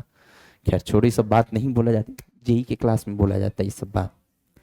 कुछ नहीं बोला बेटा, मैं बस ये बोल रहा हूँ कि एक्सकॉम मिलेगा, वाई नहीं मिलेगा। समझ में आ रहा है ना? ठीक है, तो जल्दी से बता बेटा एक्सकॉम का फॉर्मूला क्या है कॉन्टिन्यूअस सिस्टम के लिए? Integration of DM x divided by integration of DM. कौन गैस छोड़ रहा है रे? कहीं का समझ में आया कि नहीं आया? जल्दी कॉपी करो। Integration of DM x by integration of DM. समझ में आ गया? अब ये काम करना पड़ेगा, कैसे करें? अच्छा, मुझे दिख रहा है कि ये कंटिन्यूअस सिस्टम है, लेकिन क्या मैं इसको छोटे छोटे पार्टिकल का बना मान सकता हूं? हो गया मेरे लिए डिस्क्रीट? यस और नो? तो हम तो ये करेंगे कि छोटे छोटे पार्टिकल के लिए मानना है, तो एक काम करो, एक्स पे जाके एक डीएक्स का एलिमेंट ले लो। बोलो हाँ या ना? ये डीएक्स बहुत बड़ा है, बहुत छोटा है? तो इसका मास भी बहुत छोटा होगा, यानी इसको हम पॉइंट मास की तरह बिहेव करता हुआ मान सकते हैं। यस और नो? बहुत बढ़िया। तो बताइए बेटा एक्स का क्या होता है? एल, सॉरी क्या बोल, एल का क्या होता है मास? Capital M. तो 1 का क्या हो गया? M by L. और एक्स का, डीएक्स का क्या हो गया? m by L into D X, क्या यही मेरा छोटा सा मास dm कहलाएगा? बोलो यार। अच्छा, ये कब हम कर पा रहे हैं? जब डेंसिटी यूनिफॉर्म है ना? क्योंकि यहां पे अगर ध्यान से देखो तो ये जो m बाई एल है ना बेटा, इसको कहते हैं मास पर यूनिट लेंथ, और इसी को डेंसिटी कहते हैं। डेंसिटी कहते हैं। सर लेकिन डेंसिटी तो मास पर यूनिट वॉल्यूम होता है। वॉल्यूम नहीं है यहाँ, यहाँ सिर्फ लेंथ है, ब्रेथ और हाइट नहीं है, तो मास पर यूनिट लेंथ ही बोलेंगे ना। इसका स्पेशल नाम होता है लीनियर डेंसिटी। लीनियर मतलब लाइन के लॉन्ग वाला, क्योंकि इसका ब्रेथ और थिकनेस हम नेग्लेक्ट करके चल रहे हैं। थिन रॉड है, और एक जैसे एक वायर का पीस, या फिर मेरा एक बाल, उसमें ब्रेथ हाइट को नेग्लेक्ट कर दो, सिर्फ लेंथ ही लेंथ तो है उसमें। तो उसी तरीके से इसको लीनियर डेंसिटी कहते हैं, mass per unit length. Got it और नॉट? और वो हर जगह सेम होगा। मतलब यूनिफॉर्म रॉड का मतलब ये भी हम कह सकते हैं कि जो लीनियर मास डेंसिटी है वो क्या है? कांस्टेंट है, हर जगह सेम है। तभी मैं ये चीज लिख पा रहा हूं, वरना पता चला यहाँ डेंसिटी कुछ और होता तो यहाँ का डीएम भी कुछ और हो जाता, यहाँ का डेंसिटी कुछ और होता तो यहाँ का डीएम भी कुछ और हो जाता। क्योंकि अगर तुम ध्यान से देखो तो डेंसिटी इंटू डीएक्सी तो डीएम आ रहा है। What is DM? What is DM? छोटा सा मास इज डेंसिटी इंटू छोटा सा लेंथ। अब ये कांस्टेंट है तब ना हर जगह का डीएम सेम है। और अगर खुद लैम्डा ही बदल रहा होता तो हर जगह का डीएम भी बदल रहा होता। यस और नो? होता छोटा सा ही मास लेकिन बदलता हुआ होता। यस और नो? ठीक है, तो लैम्डा डीएक्स आ गया। ठीक है, लैम्डा डीएक्स भी लिख सकते हो, या इसी को एम बाई एल डीएक्स भी लिख सकते हो, जो मन करे वो रख लो। ठीक है, अब रखो रे यहाँ पे डीएम की वैल्यू लाके रख दो। इंटीग्रेशन ऑफ, बोलो, M by L DX into X, integration of DM M by L DX. कुछ दिख रहा है आप लोग को? अरे तुम लोग बहुत लकी हो यार, तुम लोग को एक बार में दिख जाता है। एम बाई एल कॉमन लेके कटते हुए दिख रहा है? बताओ यार। एक्स डी एक्स इंटीग्रेशन कहां से कहां? 0 से एल। एक्स कहां से कहां वेरी कर रहा होगा बे? सबसे पहला एलिमेंट के लिए 0 होगा, सबसे आखिरी एलिमेंट के लिए एल होगा। X coordinate. यस और नो? बताओ यार। ये क्या हो गया? Integration of D x. ये भी क्या होगा? 0 से एल। काट दो बेटा, बेटा हिमांशु काट दो। क्या आ गया आंसर? L/2। ये तो होना ही था भाई, यूनिफॉर्म रोड है तो इसका सेंटर ऑफ मास तो बीचों बीच मिलेगा ही मिलेगा। इसमें तो कोई शक और संशय वाली बात थी ही नहीं। समझ में आया? कॉपी करो। इसीलिए अगर कोई यूनिफॉर्म रॉड होता है तो उसके बीच में तुम हाथ ऐसे रख देते हो, अगर ऐसे करके, तो वो टिका रहता है। क्यों टिका रहता है? क्योंकि वहीं पे सेंटर ऑफ मास है। इसका मतलब यह बिल्कुल नहीं है कि पूरा मास वहीं कॉन्सेंट्रेटेड है। इसका मतलब यह है कि वहां पे अगर मैं फोर्स लगाऊं तो नेट फोर्स 0 हो जाता है। ऐसे भी रखूं तो भी नेट फोर्स 0 है, और सिर्फ उस पॉइंट पे लगाऊं तो भी नेट फोर्स 0 है। समझ में आ रहा है? यानी फॉर कैलकुलेशन पर्पस है वो चीज। समझ में आया ना? चीजें आसान हो जाती है उससे। जल्दी कॉपी करो।